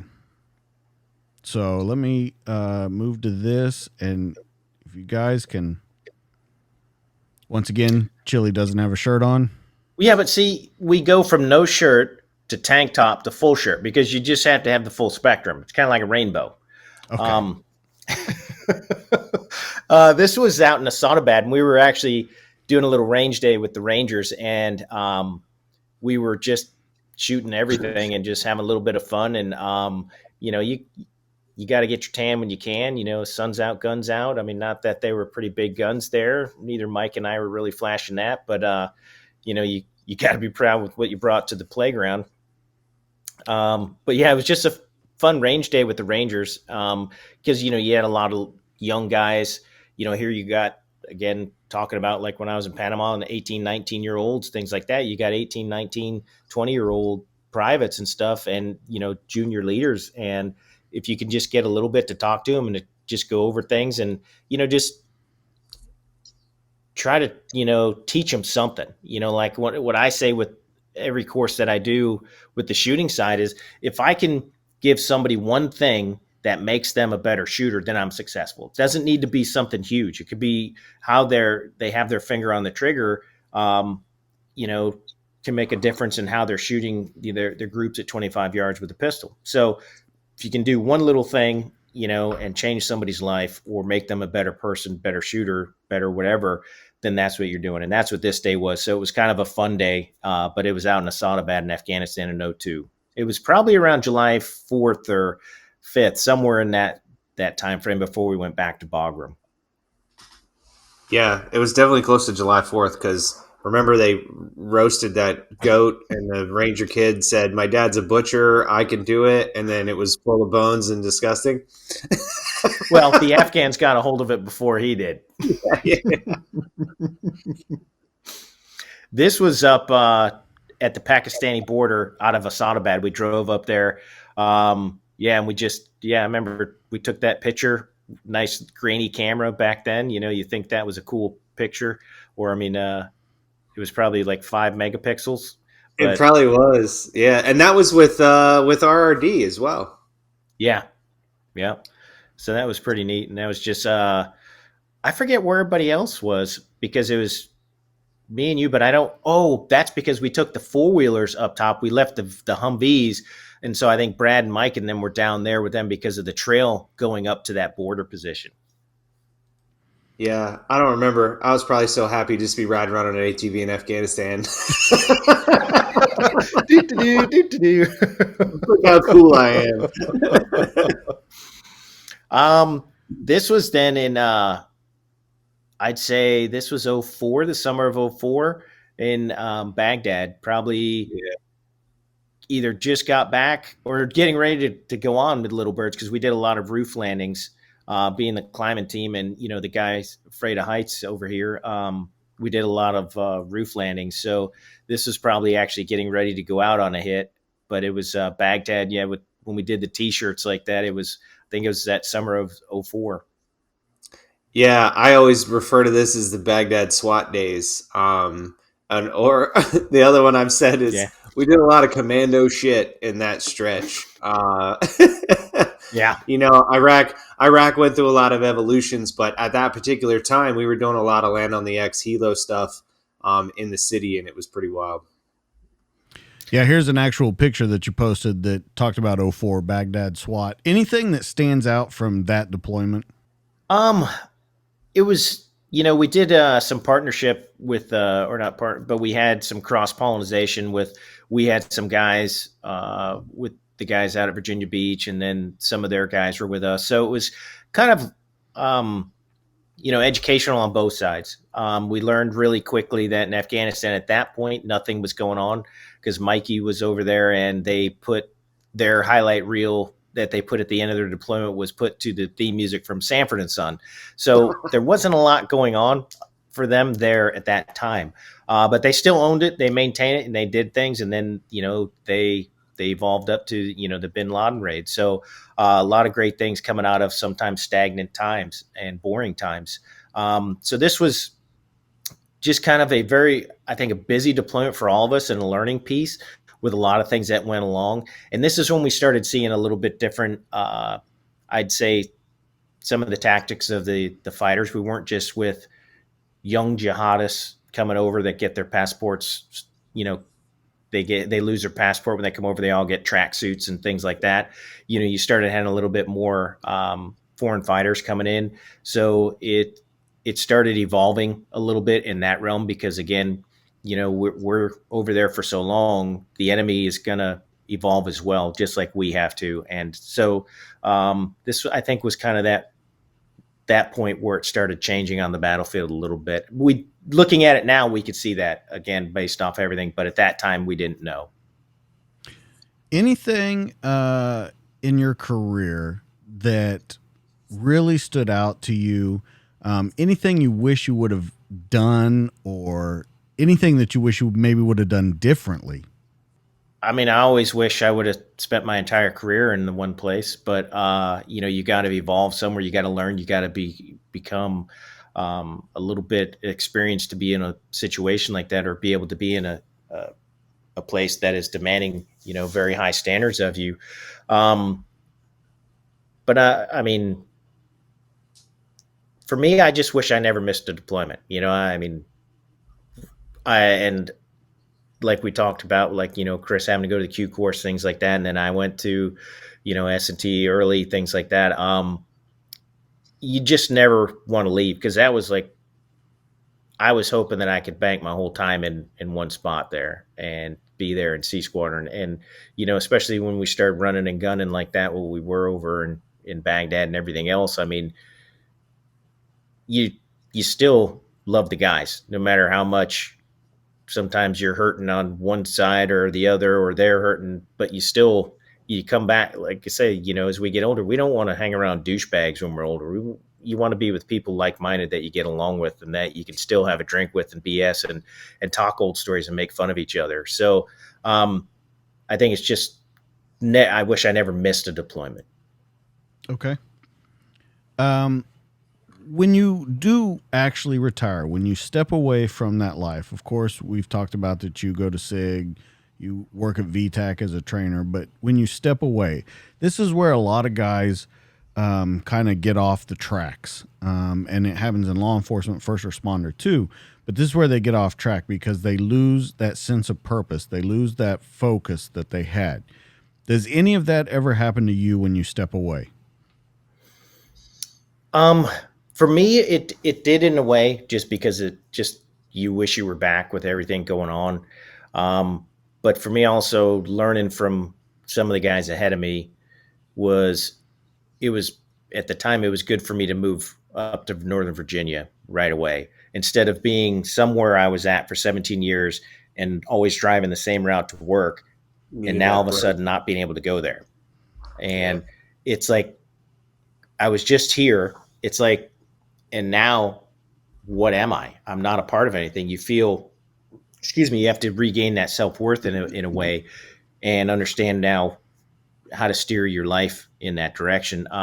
So for me, getting away right away, I think going up to Northern Virginia and going to work for a very small drone company out of Norway, it was like being in another team room again. And so it gave me that, to where we could charge hard at things, get everything going, trying to build up everything. You're still going out there meeting all the guys and showing them something that, you believe in.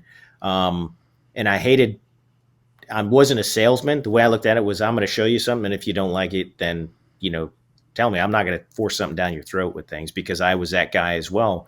But here's a capability that I believe in. And, if you think there's, positive side for it for you guys, then let's do that. And sometimes I'd steer guys that are like, well, this is what we really want. And I'm like, well, then you need to go look at that system, because that system over there will do what you're asking. We can't do that with our system. So again, that, being honest and the humility side of things, and just being direct and owning what you're saying to people. But for me, it was getting away. Again, I still, you still wish you're part of things, but it's, just finding now that, okay, this is like what the chaplain said, at one point you're going to retire, you're going to leave, where's your family? And, understand that side of it. Any problems with any of the thing that a lot of guys do? Any problem with pain medication, with alcohol, with any where you're really in a dark place, anything like that? Did you go through any of that stepping away?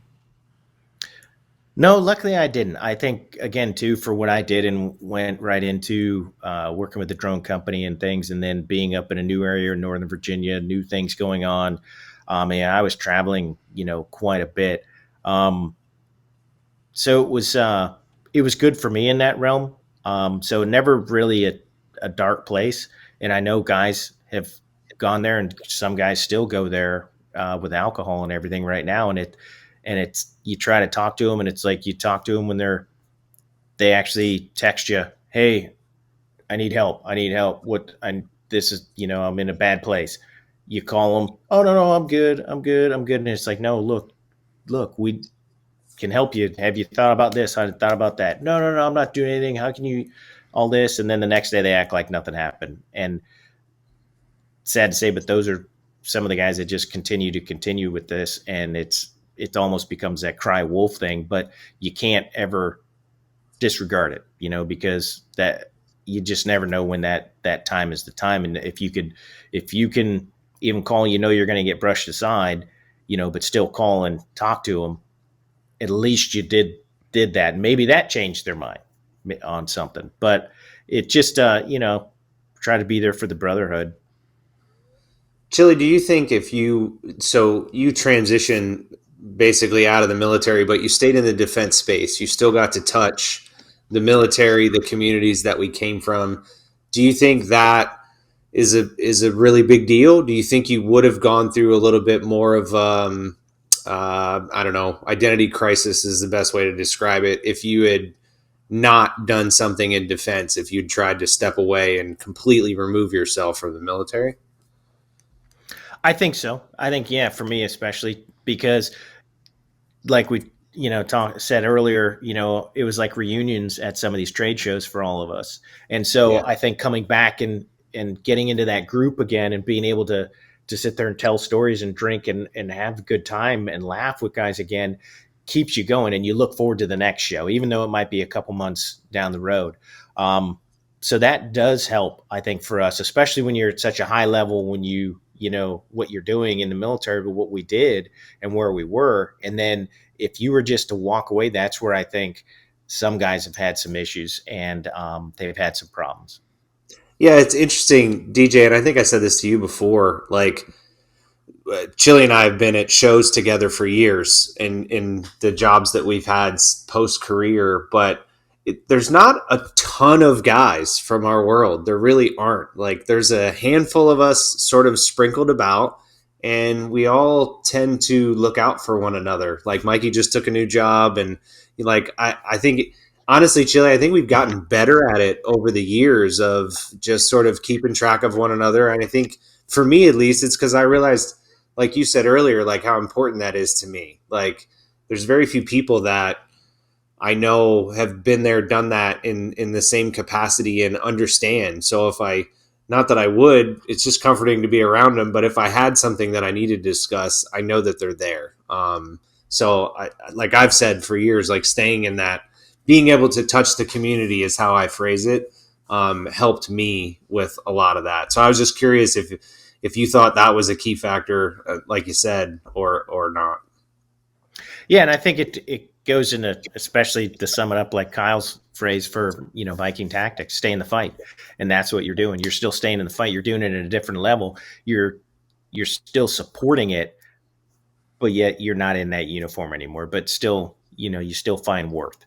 And I think that's the thing is guys, that high level, just like professional athletes, that high level, and all of a sudden they're done and they retire. What are they doing next? A lot of guys I know have issues with that. How many times do you hear, the story of an athlete being now broke and doing, odd things, trying to make money with boxing or something like this or things, I mean, it just, they don't know what to do next because their whole life has been one thing. And I think for us being able to touch the community again, just, from Reg Arm, it doesn't matter. You're still giving something back to, those that are still serving. Can we be doing it better from any vantage point of this? I think so. And I know that the things have evolved a lot for, a lot of the SF side and things like that, to where guys are now, they'll actually do a lot more for them to retire. Before it was like, okay, you sign your retirement paperwork. You're supposed to have that year to out process, do everything. And I had to do a test and a vow on vehicle stopping a week before my retirement ceremony. So, I mean, it's, we just, keep doing what you're doing until your last day. And then it's like, okay, sorry, you're gone. Bye. Thanks. But I think now there's a lot more going into it for guys in that realm, to where they're actually saying, okay, look, you're starting your retirement. I don't want to see you for a year. I want you to take care of what you need to take care of, things like that. I don't know all the programs that are going on with things, but I know there's a lot more where they're placing guys within businesses for, that internship and things like that, to where they can kind of seek now, even just getting guidance from a company that they're working with for 6 months doesn't mean they're necessarily going to work for that company, but it opens their eyes to see what's out there and experience, there's more to it. There's more things there. And there's actually some good things to do outside of the military still. So I think there's a lot more going into it, but like anything else, I mean, if one guy has a problem and, the whole, veteran suicide, things like that, if you can stop everything, then we're successful. But it's, we're still failing even if one service member that gets out, has that type of episode. And you're talking about that bridge program where they're bringing him over, because we have those where I'm at here. They actually have a retired Navy SEAL that does that. He has a corporation here that they bring him in and just farm them out to companies, banks, if they want to be bankers and stuff like that, and let them kind of work through it and figure out what they're going to do when they first get out. And it seems to be working out. It seems like it really shows someone, hey, you weren't just this, you can be this too, even if you didn't know that was kind of hidden in you. So I think it's a great thing. Let's talk about what you're doing now. It's pretty amazing, and you've been on some pretty big blockbusters. I mean, some of your movies are like at the top. And in doing my research, I found out you even have acting credits. You are henchman number 2. Oh yeah, really got my SAG card. Number 2. Yes, he is henchman number 2. Oh, excuse me, not henchman, mercenary number 2. I'm sorry, not henchman. Yeah, so it's funny because those moments that you chance contact to meet somebody, and through a friend's, I was at the SHOT Show. A buddy of mine, his wife's birthday, a friend of his showed up, and he just so happened to be, he was doing the security for Nicolas Cage on a project out in Vegas, an Army of One. And he's like, can I stop you for just a second? Because I got something that's just on my brain. Security for Nicolas Cage. That has to be the wildest job in the world. Can you tell us anything about that? All I know is that he was a very busy guy and had a lot of hand cleaner with him. And that was before COVID. Well, he makes like 27 movies a year. So, okay. So you meet him. When I heard security for Nicolas Cage, I thought that guy has got to be pulling his hair out, whoever is security for that guy. Yeah. And this was a few years ago, of course, with anything, but he said, he introduced me to producer Patrick Newell because they were filming. He's like, oh, you need to meet Patrick. He's just a great guy, all this stuff. And so I said, okay, hey, we're going to be at the Cry Party tomorrow night if you guys want to come and all this.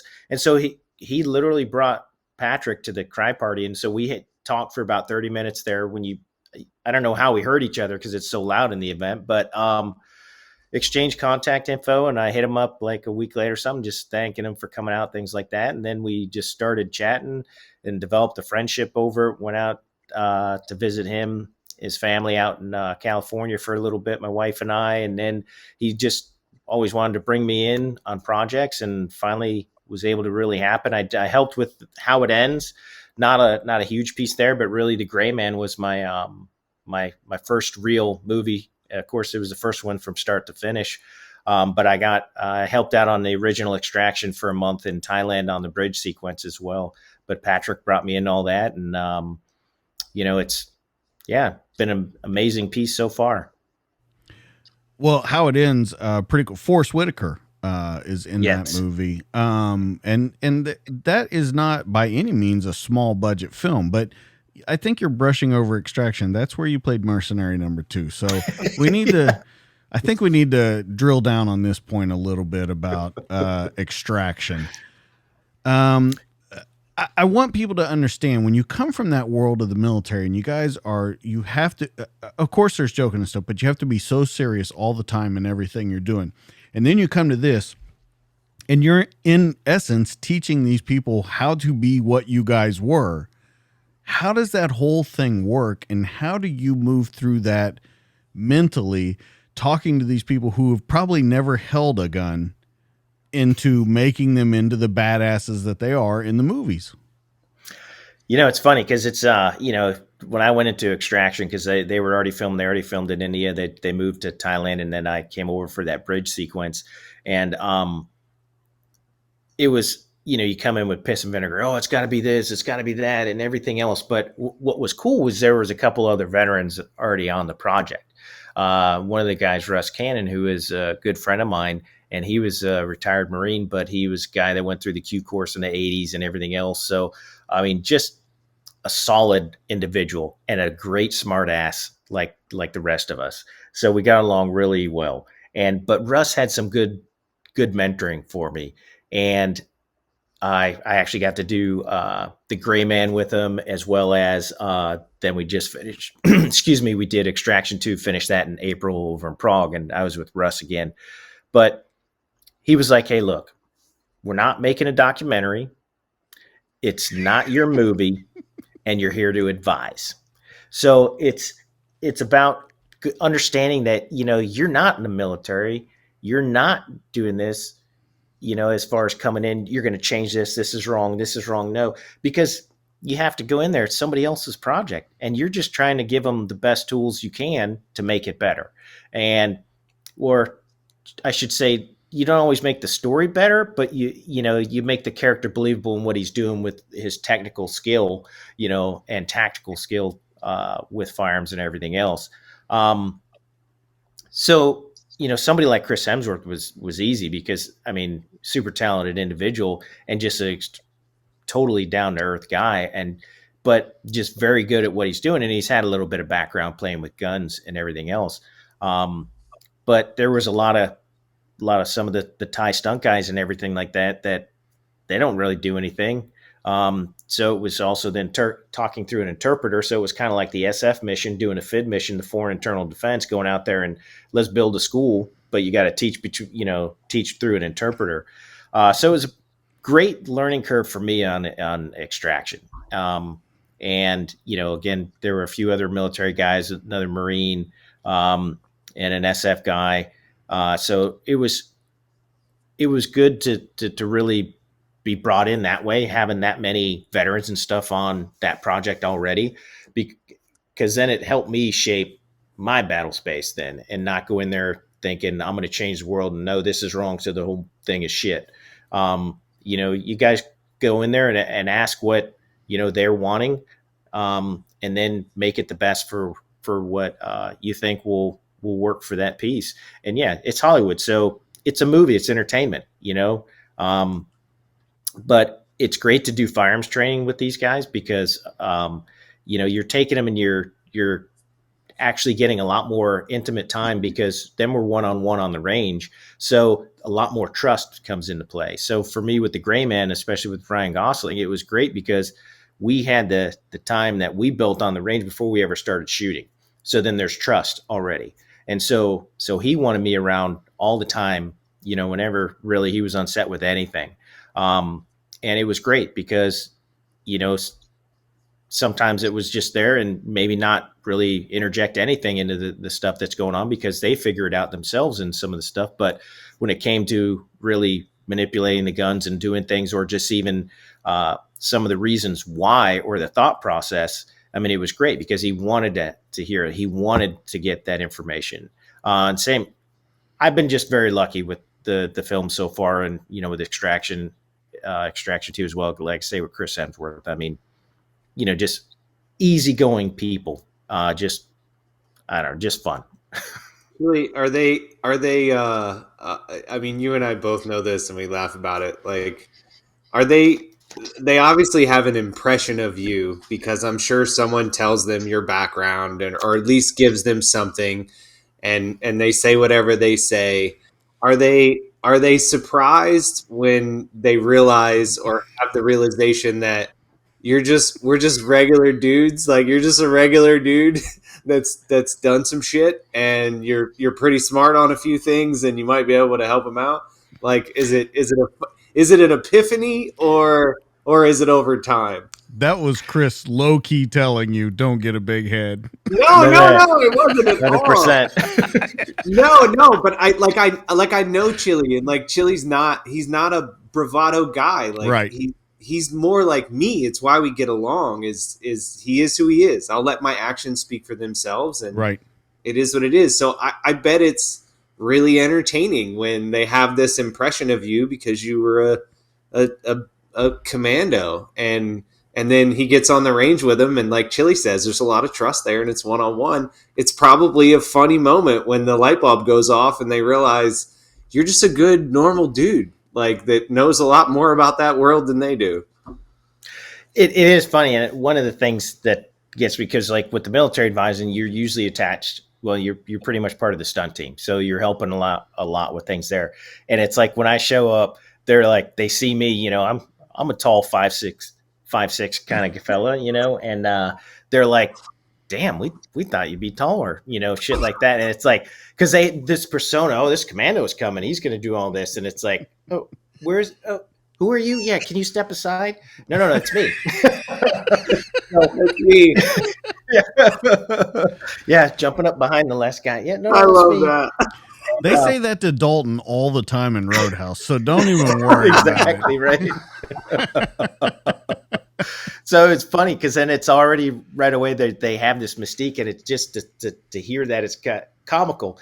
But like with Ryan, I knew we were going to get along really well with things. When the second day for shooting, he came in, and then I was loading up the mags and stuff again and everything, because he had to eat like every hour to bulk up for the gray man and everything, it seemed like. But then he's sitting there, he's like, hey, can I go shoot that plate over there again? And it's like an 8-inch plate. It was about 40 yards out, and we were just using Glocks. And he goes, and I said, yeah, go ahead, man. Here's some mags. And so he's over there, and then he's hitting it a few times, and he goes, that was driving me crazy all night last night. He goes, because the day before he didn't hit it, and he's like, I had to come in and hit that. And I said, I knew we were going to have a good time out here.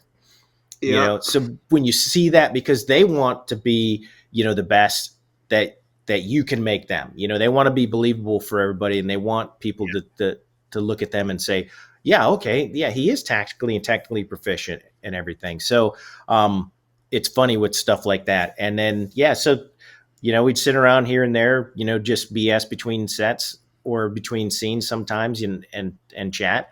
And then he'd ask other questions. Well, what would you think about this or that? And like one time we're talking, and I went up to him, and he didn't ask things, but I could tell just the way the scene was going. And I'm like, hey, look, based off this, what happens here? I said, you would be pissed. You'd be pissed as hell with this for, you know, what happened and what this person did and everything else and stuff. And he's like, oh, okay. And Brian's a very quiet guy anyway.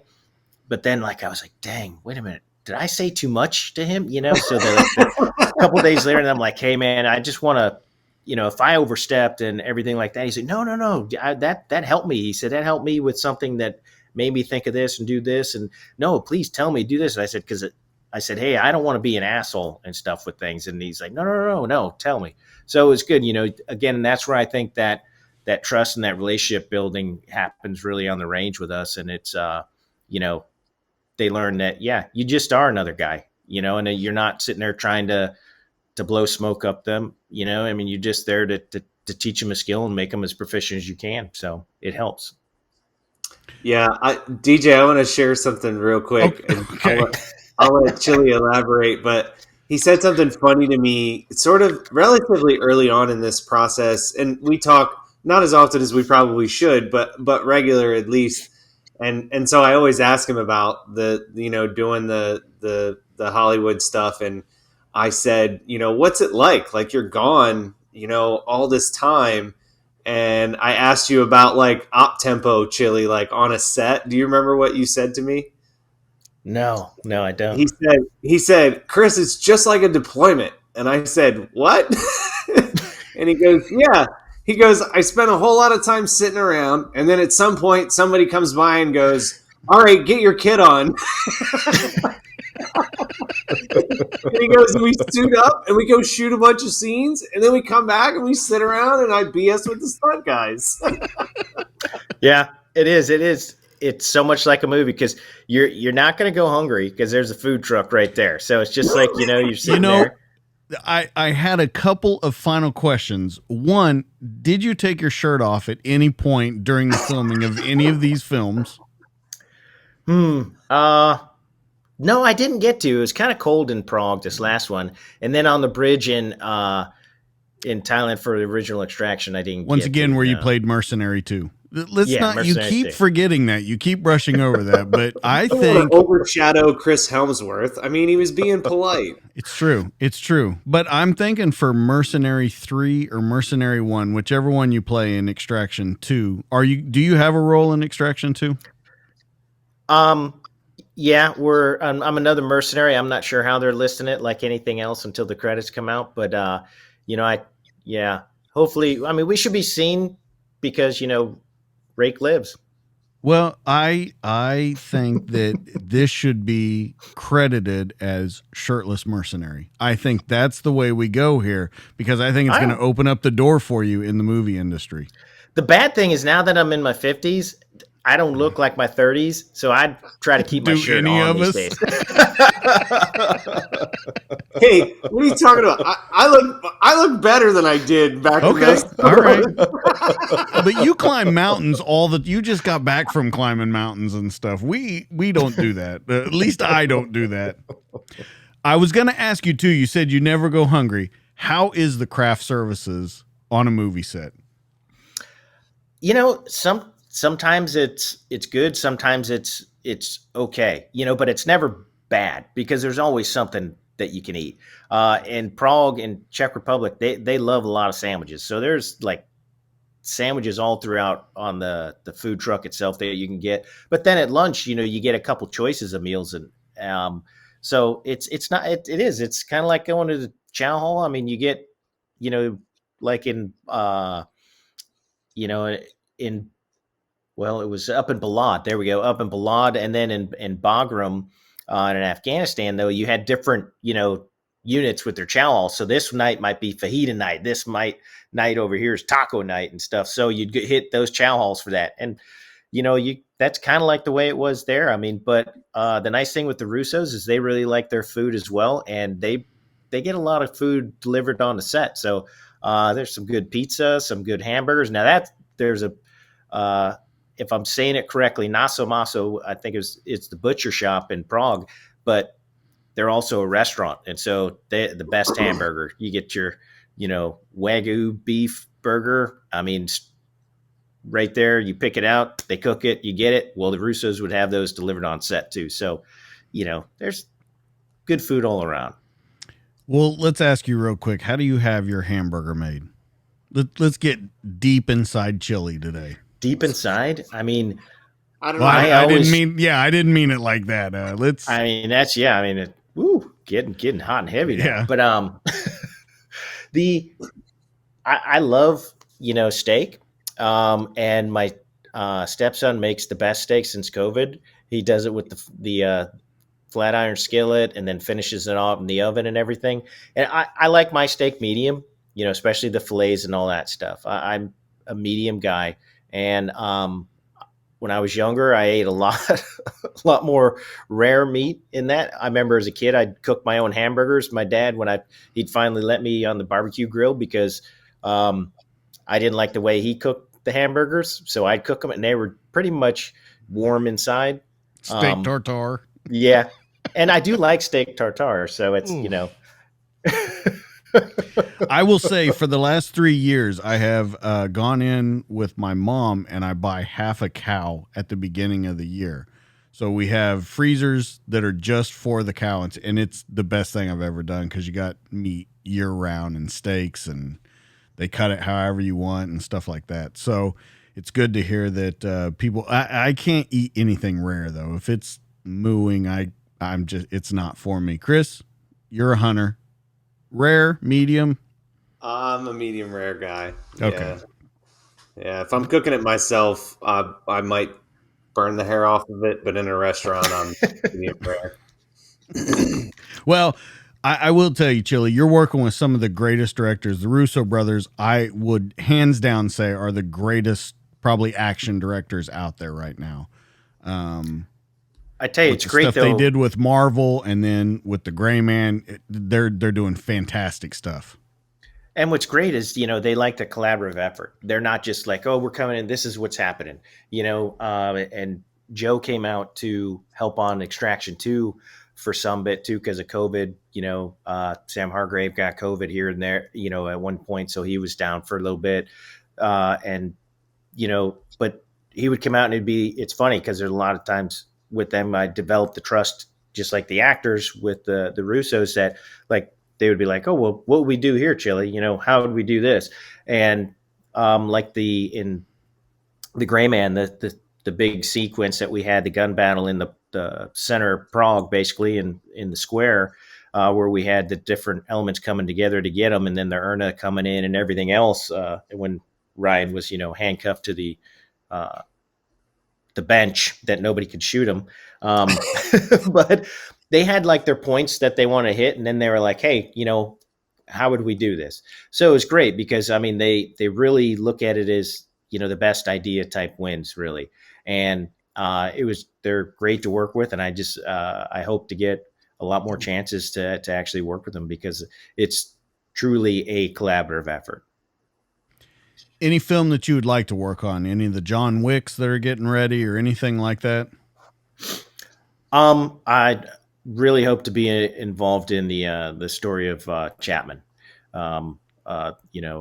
That's the one that I really would like to be because we relieved, that SEAL team that April when we got there in 2002. I didn't personally know Chapman, but my wife taught his kid in school. So she was there with all that on the family side after everything happened to him. And then when Bush came down and spoke and she was with the family and everything. So I'm really hoping to be involved in that just because, I want it to make it about him and make sure that he's portrayed in the right manner for what he did and the person that he was as a father as well from, all the friends that I know that definitely knew him really well. And when does that, they're not already shooting that. They're in pre-production right now on that, right?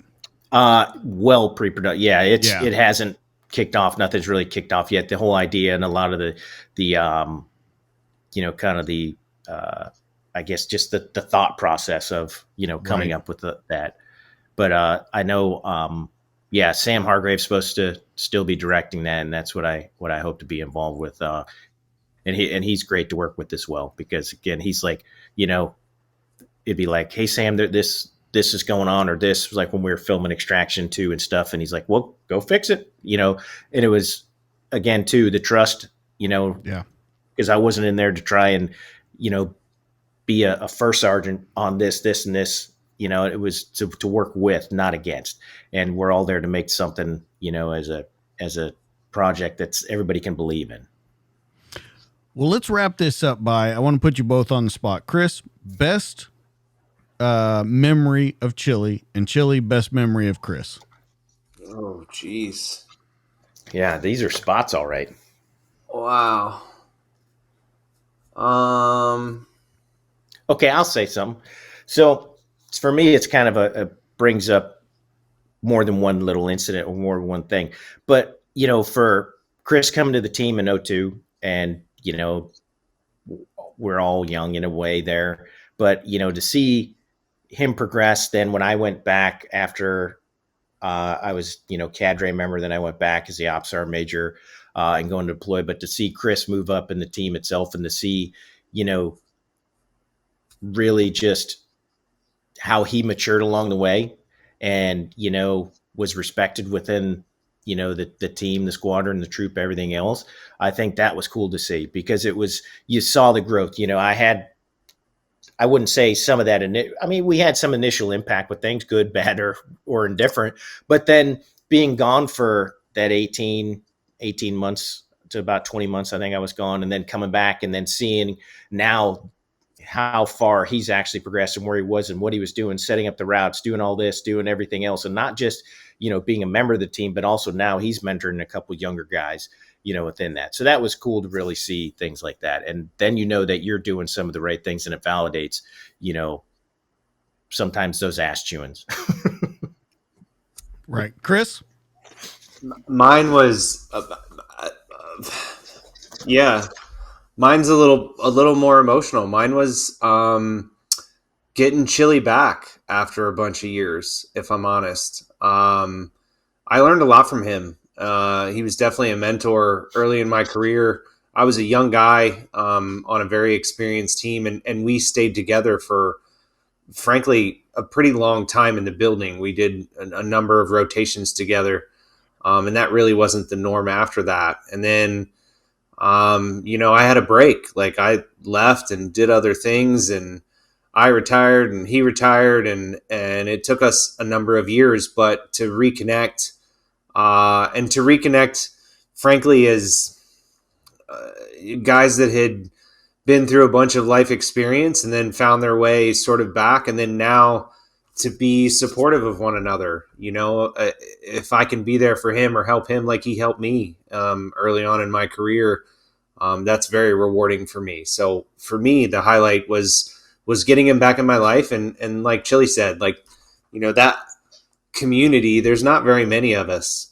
So it's really wonderful to see somebody that you looked up to, and that you respect and that you care about have success and be happy.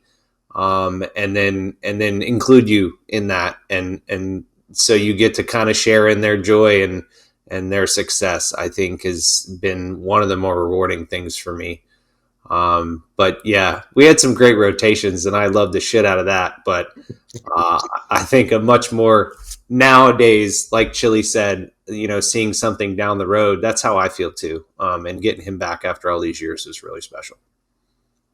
All right. Who knows? Maybe we'll get Chris out with us on some of these projects in the future with the movies. Man, I'm so telling we could have two giant commandos on set. Mercenary 3 and Mercenary 4. I cannot wait. Yeah, I'll be All right. Mercenary 3.5 and he can be 4. They say the camera adds 10 pounds. Maybe we'll be all right. Yeah, with me, I always ask how many cameras are on me. So, So here's the thing. What's next for you? I mean, for me, what's been really nice right now is actually being home for a bit. Just reestablishing relationship back home with my wife. She got to come out with me for the movie for a good bit, but it still wasn't an everyday thing. And then we both went. Her father passed in January and my father passed in February. So it was a kind of a rough time for us on that. And then I was finishing up the movie. So I think just coming back and really reconnecting a little bit more with my wife in general, because again, everything she's done for me and supported and been there for me, but then also getting to enjoy the grandkids, because there's my eldest stepson. We've got a 4-year-old and 2-year-old. So the 2 granddaughters. So, I mean, that's fun. Just being able to enjoy that.